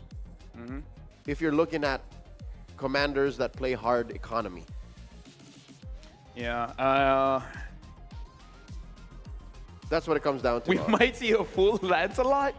Like, I feel like some of the players have used Lancelot already, so... Maybe 1 or 2? Yeah. But, whew. Yuzhongs have been short too. We've been short on Yuzhong. We only have... Every lobby had... Batutusta? Yeah, every lobby had like 1. Yeah. In like game 3 and 4. Let's see here. I'm trying to think of a commander that we have not seen when it comes to Econ. Technically, Cyclops is Econ, but you Econ after someone dies, so I don't know if you really want to count that It's one. not true Econ. Yeah. We haven't seen much... what was that? I think it's really just the last. Aurora. We only saw Ilarde win with Aurora once. and then everyone else has just not picked the hero, the commander. I Just yet. think Batitusta has used it once. Yes. Yes. See, so everyone else has that option still. So we're gonna, like, we're thinking it's gonna be a spread of Lance as well as Aurora. Yes. Especially considering that right now, I think everyone understands what to fight for. Fight for Valen, fight for Bruiser emblem, fight for KOF emblem. In fact, between the two, I would say the KOF emblem is probably the highest tier emblem that you can pick up. Yeah, but more as a support emblem. Like you weirdly enough, right? We're looking at the synergies right now. KOF shows up as a main faction emblem, but I think it I don't know if you guys agree, acts more as a support emblem. Exactly. No, I agree. I agree. Especially because it does become a bit tricky. Who do you want to be the captain? The boss, yeah. Especially as the round progresses, basically everyone will get a lot of items, so that you have to micromanage it just to make sure that only one guy has 3, everyone else has 2, so it doesn't complicate the system. Though I do have to say, looking at what the audience have been saying, they've been very very interested in the go-go cards that have been chosen. So hopefully for round 5, we get to see a little bit more detail on the go-go cards. Take a little more time. Yeah. Unless you're using a Yuzong, I don't think we've had orange cards so far. Yeah. Right? Everyone's been getting blue and purples. Yeah, that is Yu Zhong's thing. He does upgrade the cards exclusively. Yeah, meaning we don't have a round where everyone has orange cards so far. Yeah. It's really the star of the show right now is the Valen, but in my observation, you kind of have to go all in. You got to make sure that the Valen has a Sage Mage, a 6 Mage setup. Preferably, you want at least 4 Stargazer as well. Yep. If you can get a Stargazer emblem onto that Valentina, you're looking at number 1. Yep. So basically, don't bother with what your opponent's doing. Focus on you if that's your strat, Valentina. We got one Lancelot here in Budiono. In Moskov. Moskov in Ruiz, yeah. Hero commander we didn't mention. And there's the Valir. You mentioned a couple of Valirs, a couple of Popos, and the Karina in Intachak. You mentioned this too. Dude, I love our first combat commander in a while. Yeah, because, you know, the Leona skin. But yeah, Fazli on that Valir, basically in the first round of go-go cards, he gets 2. I don't know how I completely forgot about the Valir, but his first option is going to be crucial here because once the power go-go card is there, does he go for the Valir go-go card and basically just toss it up to RNG what he gets, or he choose a different power go-go card? Okay, Fazli is cycling through, and it looks like he's getting the Cyclops power go-go card. Yep, he did. While everyone else ends up with theirs. Interestingly enough, Budiono picks up the Zilong power card. Oh, so he wants to get that Dragon Spear. I've seen some people get unlucky and basically roll around and still not getting the Dragon Spear upgrade. So the correct enhancements. Cyclops' power here is that he gains 8 gold, and when any commander is eliminated, gain 50% of their deployed hero's total cost as gold. I like that. I did mention the cap on that? No. Wow. So the longer he survives, the more he's gonna get. And because the larger the stakes, the bigger the bodies. I like that I mentioned Cyclops because I do like using the Cyclops because the condition is very hard to meet. But once the condition has been met, even you would be surprised as how much burst gold that you're getting per round once someone starts dying. The I don't want to say issue, but the way you play that is you have to make the right choices in the early game. Yes. So that you are in a good shape to try and bounce back, get that power spike when people eventually do die. So that means you're normal, strong, normal, strong again. So it's multiple power spikes. I would say open fort on a Cyclops is the scariest. The most dangerous. Because your commander doesn't really have mechanics that gets you get back into the game unless someone else is having a rougher time than you. It's eating something spicy with no milk on hand. I do like that though. I like the challenge. But that's you. That's you. Maybe that's why I like the Cyclops. Very specifically, yes. Yeah. Speaking of which, I feel like the most important thing that we have to commentate on for this round is who's going to be getting that first pick and if it's even going to be worth it. Because you hate to see the chess round opening up with 3 costs all across the board. I would say an exception if, for me at least, if I see an Aulus. I'd be pretty okay taking up an Aulus if there's nothing else on the board. It provides you with both Weapon Master and Toy Mischief, both things you like anyways. Going into the final round of stage... Oh no, the first half of stage 1. Currently the lowest is Arif. And again, it's risky to take this much damage and then just end up with a weird spread for the first chest. Exactly, so Arif with the Guinevere, Fazli with the Valir. And I would say both this commander really don't mind losing out in the early because you want to get 8 as fast as possible. Fazli though, we do have to keep check what are the first 2 go-go cars that he's going to take, because I really feel like that's going to give us a big clue as to what he's aiming for. So far, people have been liking the jewels, getting as much refreshes as they can. Yep. So he confirms first pick, Arif. What does he go for? Solid presence here. The Valentina, the Arlot. Goes for the Arlot first. And Gun takes the Valentina, the hot pick at this one. So I'm looking forward to see Gun basically going all in and go for Mage, which, by the way, kind of sad that Shadow Shell isn't really a thing. It's not a main synergy. Shadow Shell is weird because... you need to reroll, and you don't want to reroll. Yeah, it relies on a game action that you don't normally take. So it essentially forces you to play a mode you're not comfortable with. I would say Shadow Shell gets really good if you have a 2-class that at 3 stars can carry at least until stage 4. Because the thing is, two cost 3 stars, even at stage 2, isn't really all that great. Yeah. So you have to lock into, again, it's easy to lock into decent multi-star cores because you're rolling anyways. I guess that's how that synergy works. We got eyes on Intachak right now, who's doing pretty well. Again, Team Thailand are hoping to end up both in the top 4 to maybe, I don't know what the math is like, to calculate for a medal finish, at least. And here's the thing, Leo. As a Karina commander, you should always be having a good early game because the Shadow Blades, that instant execute once someone gets below 18%. Builds up. It should force, in a way, forces you to be at the top of the lobby up until the end of stage 2, and maybe even until the mid of stage 3. And in a way, this is good for Fazli because if Intachak just keeps eliminating people left and right, eventually people will die out in quick succession. He gains gold. He gains gold with the total amount of units on the board. So he's piggybacking on Intachak's success. Exactly. Which is honestly a 5-head move. It is a tactical decision, and I don't know if he's gonna ride that out. We see Arif take a lot of damage, Fazli as well. What's a duo from Team Philippines up to? They both win their matches respectively. Gun very low at 56, just at stage 2, round 3.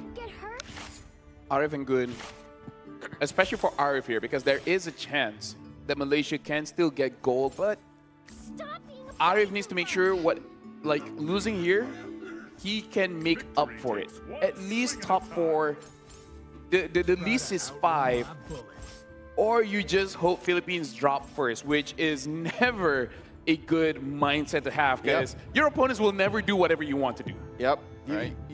It's hard to put victory in your opponent's hands. Exactly. This is a breather for our athletes here, a creep round. Chance for them to put items on their heroes. Blue cards as well. Yep. Would be nice to see a quick spread of the synergies and, of course, like the go-go cards. Especially for Fazli. He has 2 choices for the go-go cards. Going into this round, yes. Yeah. We'll see what he picks up eventually. Looks like a lot of starting out with the Star Wing, the Soul Vessels as well.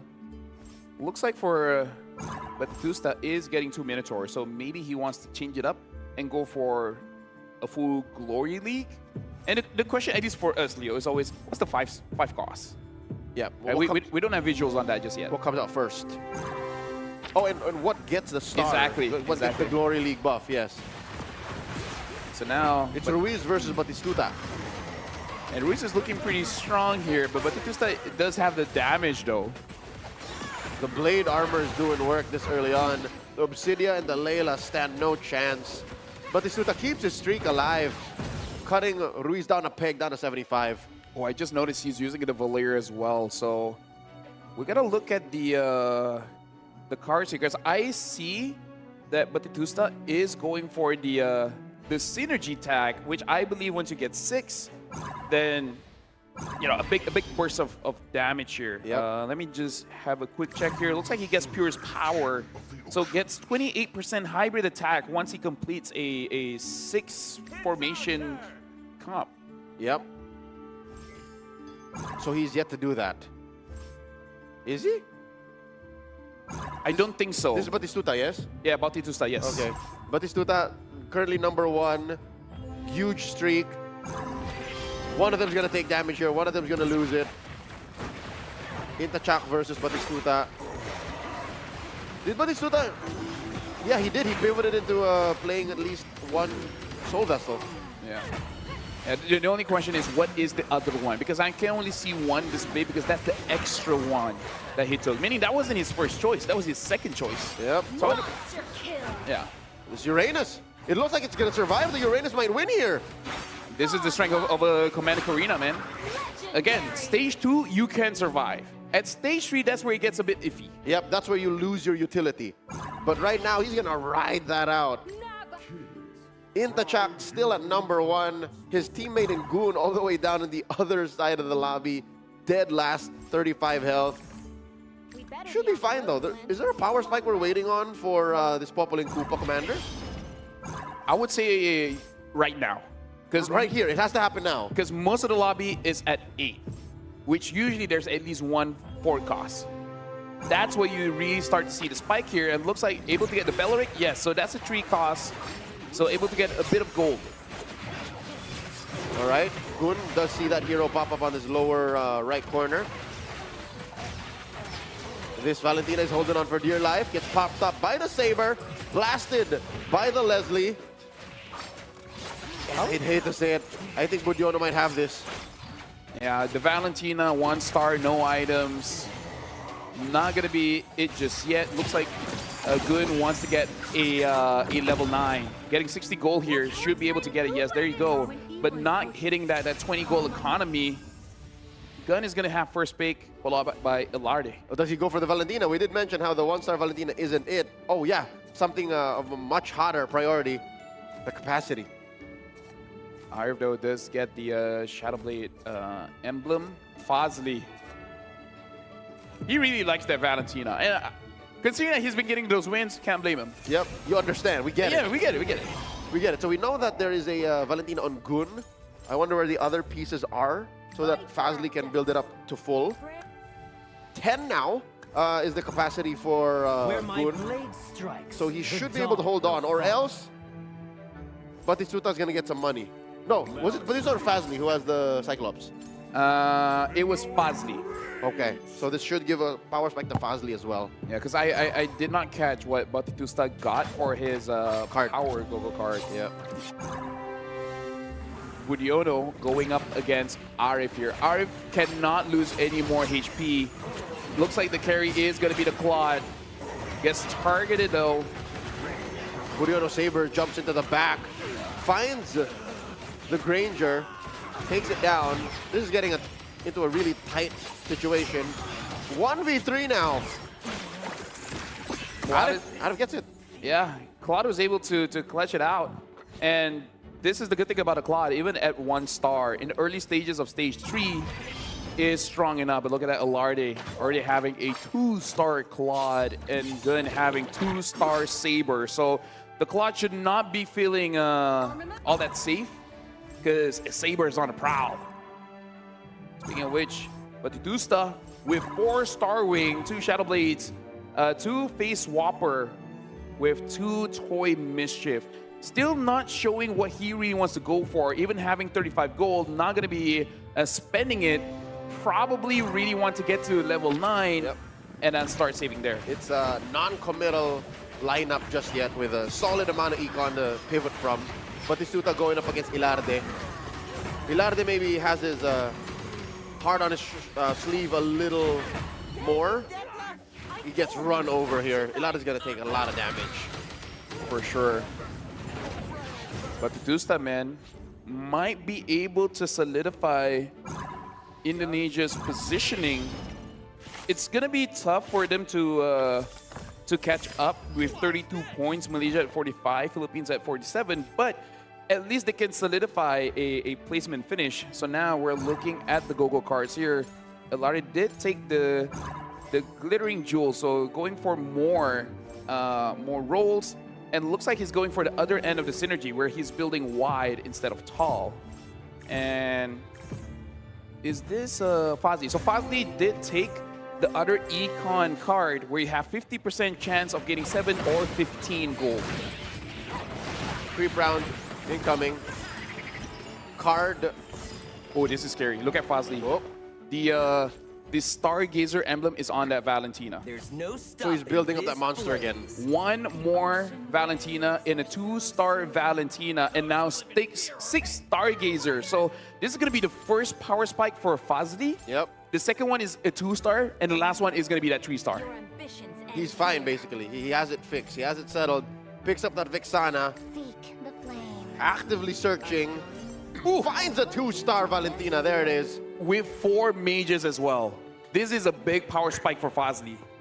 With a enchanted talisman, holy crystal, glowing. Winter crown. Winter crown with the beyond the cloud stacks. He should be surviving this. Yeah. Decent number at 50. Stage 3 level, round 4. Going up against Gun here. Gun not looking too healthy with 33 HP. Oh no, Gun got it! Oh wow, Fazli actually got, what? He pushed the saber through somehow to find that Valentina. Fazli takes 15. Ilada down to 3. Okay, Fazli, I'm pretty sure he felt pretty confident on that one because we were. So now you really got to be careful on the positioning, considering like we said, the saber is on the prowl. Not only is the Claude not looking safe, neither are the Valentinas. Ooh, Ilada here got a couple of stars up, actively juggling, gets K to a 2-star with Metro Zero at least 8, at least. So now I'm probably looking for a Granger. Has the Claude, might have to sell the Claude for a chance, but looks like no, he's stopping here. This is essentially a do or die here. Yep, very strategically placed traps for Ilada's Popol and Koopa. He's holding on. He loses this, he's dead. He's going up against Gun. Both Popol and Koopas are on the board. I'm looking at the Granger. The Granger's not having a good time. The Saber is there. Oh, it's not Saber, it's the Freya. Okay, it's just the Barats left. It's 1v the world. I think that's it. That's GG. Ilada suffers a early elimination at stage 3, round 5. That's a point for Team PH. So now it's all onto Ruiz with 32 HP. It is going to be tough. RF now, Saber are the 2 stars. So I'm going to take this time to say Malaysia has 45, Philippines have 47. So now Philippines has 48. Malaysia, if they keep on surviving, gets top 4 for both Fazli as well as RF. There is a chance Malaysia can clutch it out and then win despite Team Philippines being number 1 and 2 in round 3s and 4. Yep. It's a tight race for who will top the podium here and get the gold when it comes to the very first Magic Chess Go-Go demonstration in the SEA Games. You're watching Batistuta versus Ruiz. Ruiz the only other hope to maintain that lead. And oh my God, Batistuta runs through him. I don't think his Aerodel will survive. 6-star wing. Dealt 17 damage. Ruiz at 15. Down to his last loss, I believe. Yeah. It's gotta be. Enemy ahead. This is going to be a lot of pressure for Ruiz. Basically, on this chessboard, what is he hoping for? There's 3-5 costs, and he goes for the capacity gun. Goes for the Stargazer. Probably a very good choice there. Considering that I believe Gun still has at least 1 copy of Valentina. And we see the rest of the remaining athletes in this lobby pick up both emblems and items. We got eyes on Batistuta here. Ruiz raises to 10. So does the lower half, the lower bottom of the lobby. Yeah. I guess that's what you do, right? You gotta just get the numbers on your side so you just ensure you don't die. Like you said, even health is a resource. So I trade health for gold and hoping that I get to 10 pretty fast because we are at stage 4, round 1. The entire lobby is 9 slots or up. I gotta say, Leo, I feel like this is the longest that the players are able to survive the round here. Only one dropping before stage 4. That's right. I think we are at about on time with how game 3 happened. So now in the final game, 7 athletes remain. You're watching Ruiz get eliminated just like that. So at this point, I believe this sets Malaysia up to be number 1. And the crazier thing is, this is Fazli's power spike because he did get the Cyclops power card. Twice. So now 2, and that's an entire board, 15% gold. Yep. From the ashes of both Team Philippines lineups, Fazli builds an empire. I expect him to sit here on top with 68 HP for the next few, at least, rounds. Maybe going into stage 5 completely. This is why, right now, I am surprised why we haven't seen a lot of Valiers, because both Valiers are topping the lobby here. That's right. The power of go-go cards. Exactly, yeah. Arif being the lowest HP now, the most likely to get taken down. Which is interesting, because we talked about how you invest in items or you invest in stars on your heroes, right? There's another place to invest in, just better go-go cards. That's still an economy.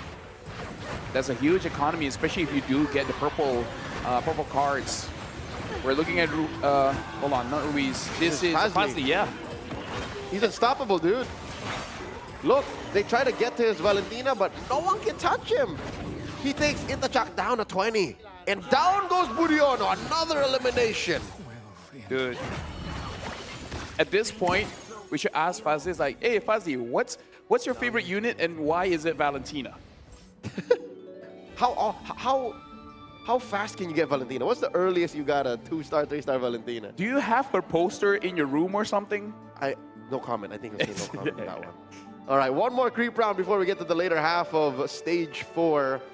You know what? Lafela, I have a feeling that we're going to see another elimination before we make it to stage 5. I believe you're correct. Looking at Fazli having 5 Kadidas at this point. Can I shout out the players? Them doing the targeting thing, let us know how much they actually got. Like, I'm pretty sure they're just communicating between each other, but the byproduct is we get to know too. Yep. Oh, but look at this. This is pretty scary as well. The 6 Star Wings, as well as the Blades. I keep wanting to say Swordsman, by the way. Swift Blade. Swift Blade, thank you very much. Yep. This is penetration. Unimaginable at 6. With damage stacks. Damage M and HP. Yep. So we're looking at Arif. Hold on, was it Gun that had 7 out of 9 sabers? Because I think someone pointed at Gun with 7 out of 9 sabers. I don't know if I can get it though. So the only remaining sabers are right here in Arif's board. I think so, yes. There has to be a little bit more in the pool, right? He is a 4-star. Well, either ways, right now we are looking at Arif going up against Fazli. So, yeah, Fazli's not pulling any punches. Look at this. Hold up. Might it work? Oh! No. Kyo is still here. Kyo is doing work. Can Kyo survive? No, he won't. Okay, Whoa. Fazli takes one for the team here. Hey, you can see a high five saying like, hey, you survived me, man. Hey, good on you. But at the same time, it's like, anyways. Next time. Oh, we saw an elimination. Oh, hold on. We're down to 4. Who got eliminated? I can't see. It happened so fast. Well, one more. And you can see, like, really just... Itachak. Itachak. Okay. So, both team... Only Team Malaysia is the only one with both left. Do you see Fazli? Oh, no. Oh, no. His signature Valentina. With Stargazer. All right. Batistuta has it was Gun. Another set of sabers. What was it, Gun? Gun has 8 yeah. out of 9. Okay. So at this point, probably waiting for Arif to go down because Arif is holding the rest of it. Here we go. Fazli could end Batistuta right now. At 22 HP, stage 4, round 5. Can Fazli do it? Oh, close. Puts Batistuta at 1. Gun eliminates Arif. Only one member from each remaining country left. Oh, there you Fazli go. of Malaysia, Gun of Thailand, and Batistuta of Indonesia. Holding on to 1 HP. And you can see the effects of Arif dying. Gun instantly gets 3 on the saber, and Batistuta gets 2 on the saber. So, looking They're at still playing a tug of war on that. Fuzzy and Gun, man, whoever dies first, Valen or Saber? Something tells me if the mirroring works the way I think it will, the game ends now. I can see that happening, especially if Batistuta goes for a gun mirror, and he does. Uh-oh. And then Fazli just ends Gun right now. I think Batistuta cannot survive this. Okay, Batistuta holding on. Gun, the saber finds the back line. And I believe the writing is on the wall, ladies and gentlemen. Batistuta falls. And Gun survives. Gun at 1 HP. 1 HP. And so is Batistuta, really? No, Batistuta has been eliminated. Oh, wait, what? What? Oh, wait. I think I. Hold on. We'll see. We'll see. They're still making picks. I don't think he survived. Okay, I think I know why. Why? I think maybe Batistuta has gotten the Nana card. Ah, so he gets the Nana power. I don't see the card, but that's the only thing that makes sense The here. only way it could have made sense. Exactly. Does that mean Gun had it too? Because Fazli took care of him. No. I think only Batistuta can have it because usually Valir is the only one that has access. Oh, but that is quite a good point. Maybe Gun did not go for the Popol and Kupa card, but either ways, but Gun having 3-star saber and Okay. For reals now, it ends. For real. Has to. FR. No cap. No, yes, there you go. Now I feel young. All right, Fazli, epic win. Fazli up against Batistuta right now. Running through. Down goes Batistuta. Can Gun survive against Batistuta? I mean, this is all for formality. Yes, we do. Yep. Batistuta falls. Indonesia at 3rd in this lobby. It's not formality, actually. If somehow a miracle can happen and Gun can beat Fazli.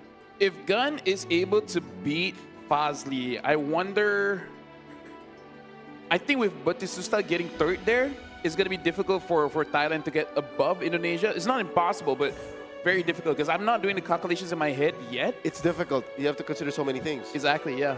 You have to consider the current point gain of this current lobby. Because the last time, after round 4 ended, Thailand ended up with 24 and ID at 32. So it's catch-upable. That's a term. Especially if Gun gets number 1. Yep, but even that is a shot to the moon. Oh? Huh? Looks like Fazli is opening up here, putting up only 1 Valentina. Huge damage. And the thing is, players do this for one reason and one reason only. They want to buy time so that they can have a 3-star 5 cost. That's usually the only reason why you refuse to win now. I mean, they're going to have to go through one more creep round. The Lord standing in the way of the final game. It doesn't matter. The final game. Someone is one more. Stage 5, round 4.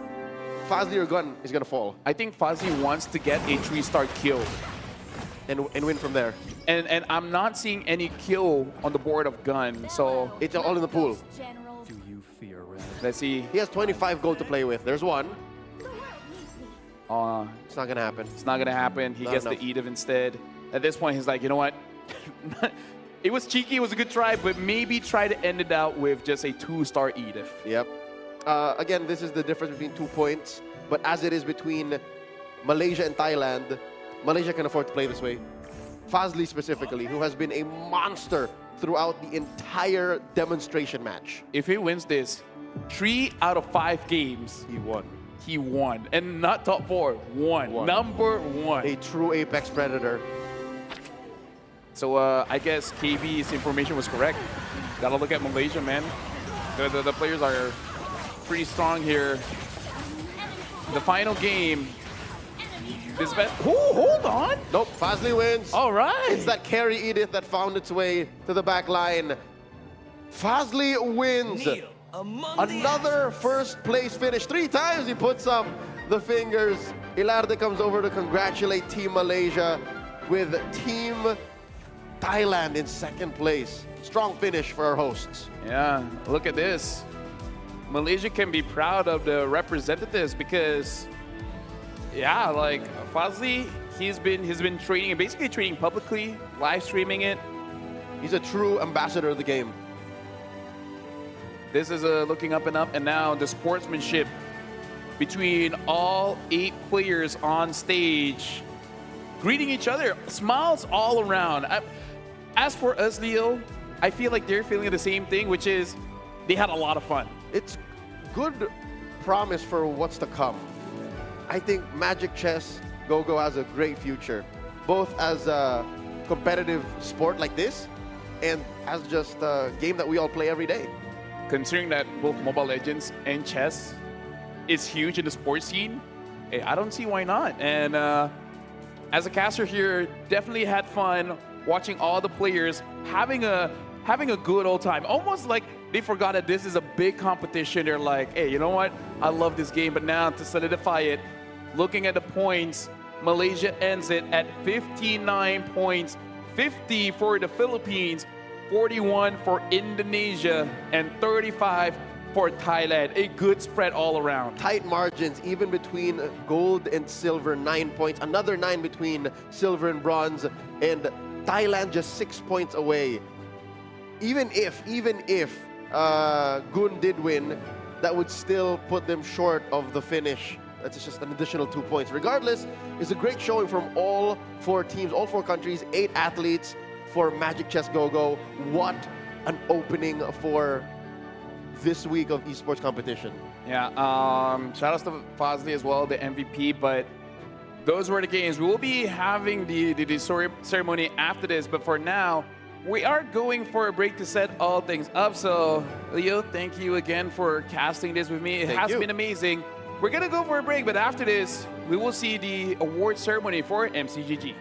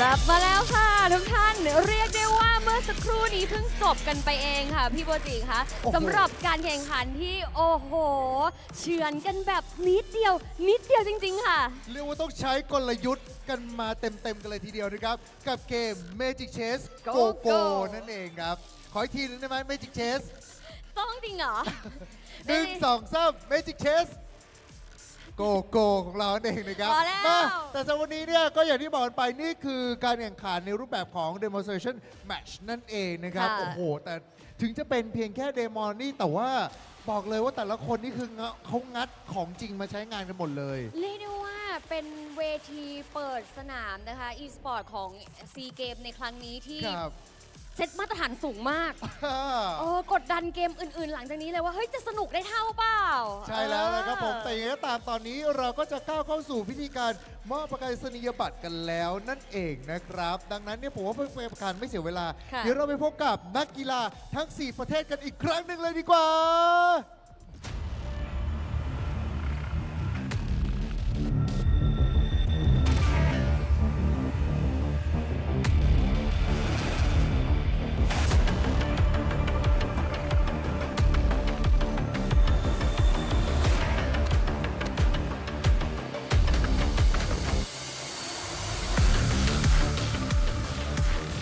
และนี่คือนักกีฬาของเราทั้ง 4 ทีมค่ะ ที่ลงทำการแข่งขันในครั้งนี้ค่ะ ก็เป็นตัวแทนจาก 4 ประเทศนะคะในซีเกมของเราครั้งนี้ค่ะ ไม่ว่าจะเป็นทั้งประเทศไทย อินโดนีเซีย ฟิลิปปินส์นะครับ และสำหรับแชมเปี้ยนของเรา ในการแข่งขันของ Demonstration Match ของเราในครั้งนี้ นั่นก็คือ and the winner of our demonstration match of Magic Chess Go Go is Malaysia! Congratulations! This is our champion from Malaysia! Congratulations!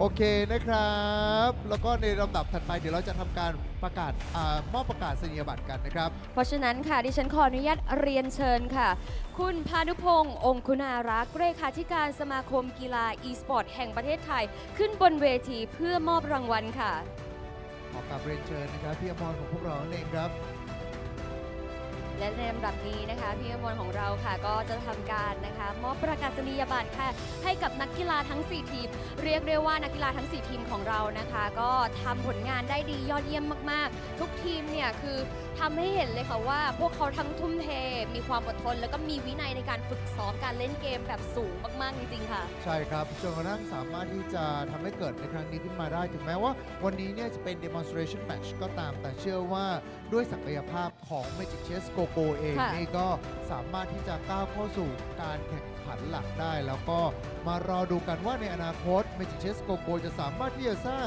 ปรากฏการณ์อะไรขึ้นได้บ้างในการแข่งขันของพวกเราเองครับ และในลำดับถัดไปค่ะ เดี๋ยวเราจะขออนุญาตนะคะ ถ่ายรูปร่วมกันทั้ง 4 ประเทศถูกไหมคะ มาเลยนะครับ ตอนนี้เดี๋ยวจะเป็นการถ่ายรูปของทั้ง 4 ประเทศนั่นเองครับ Next we about to proceed to the next session which is photo session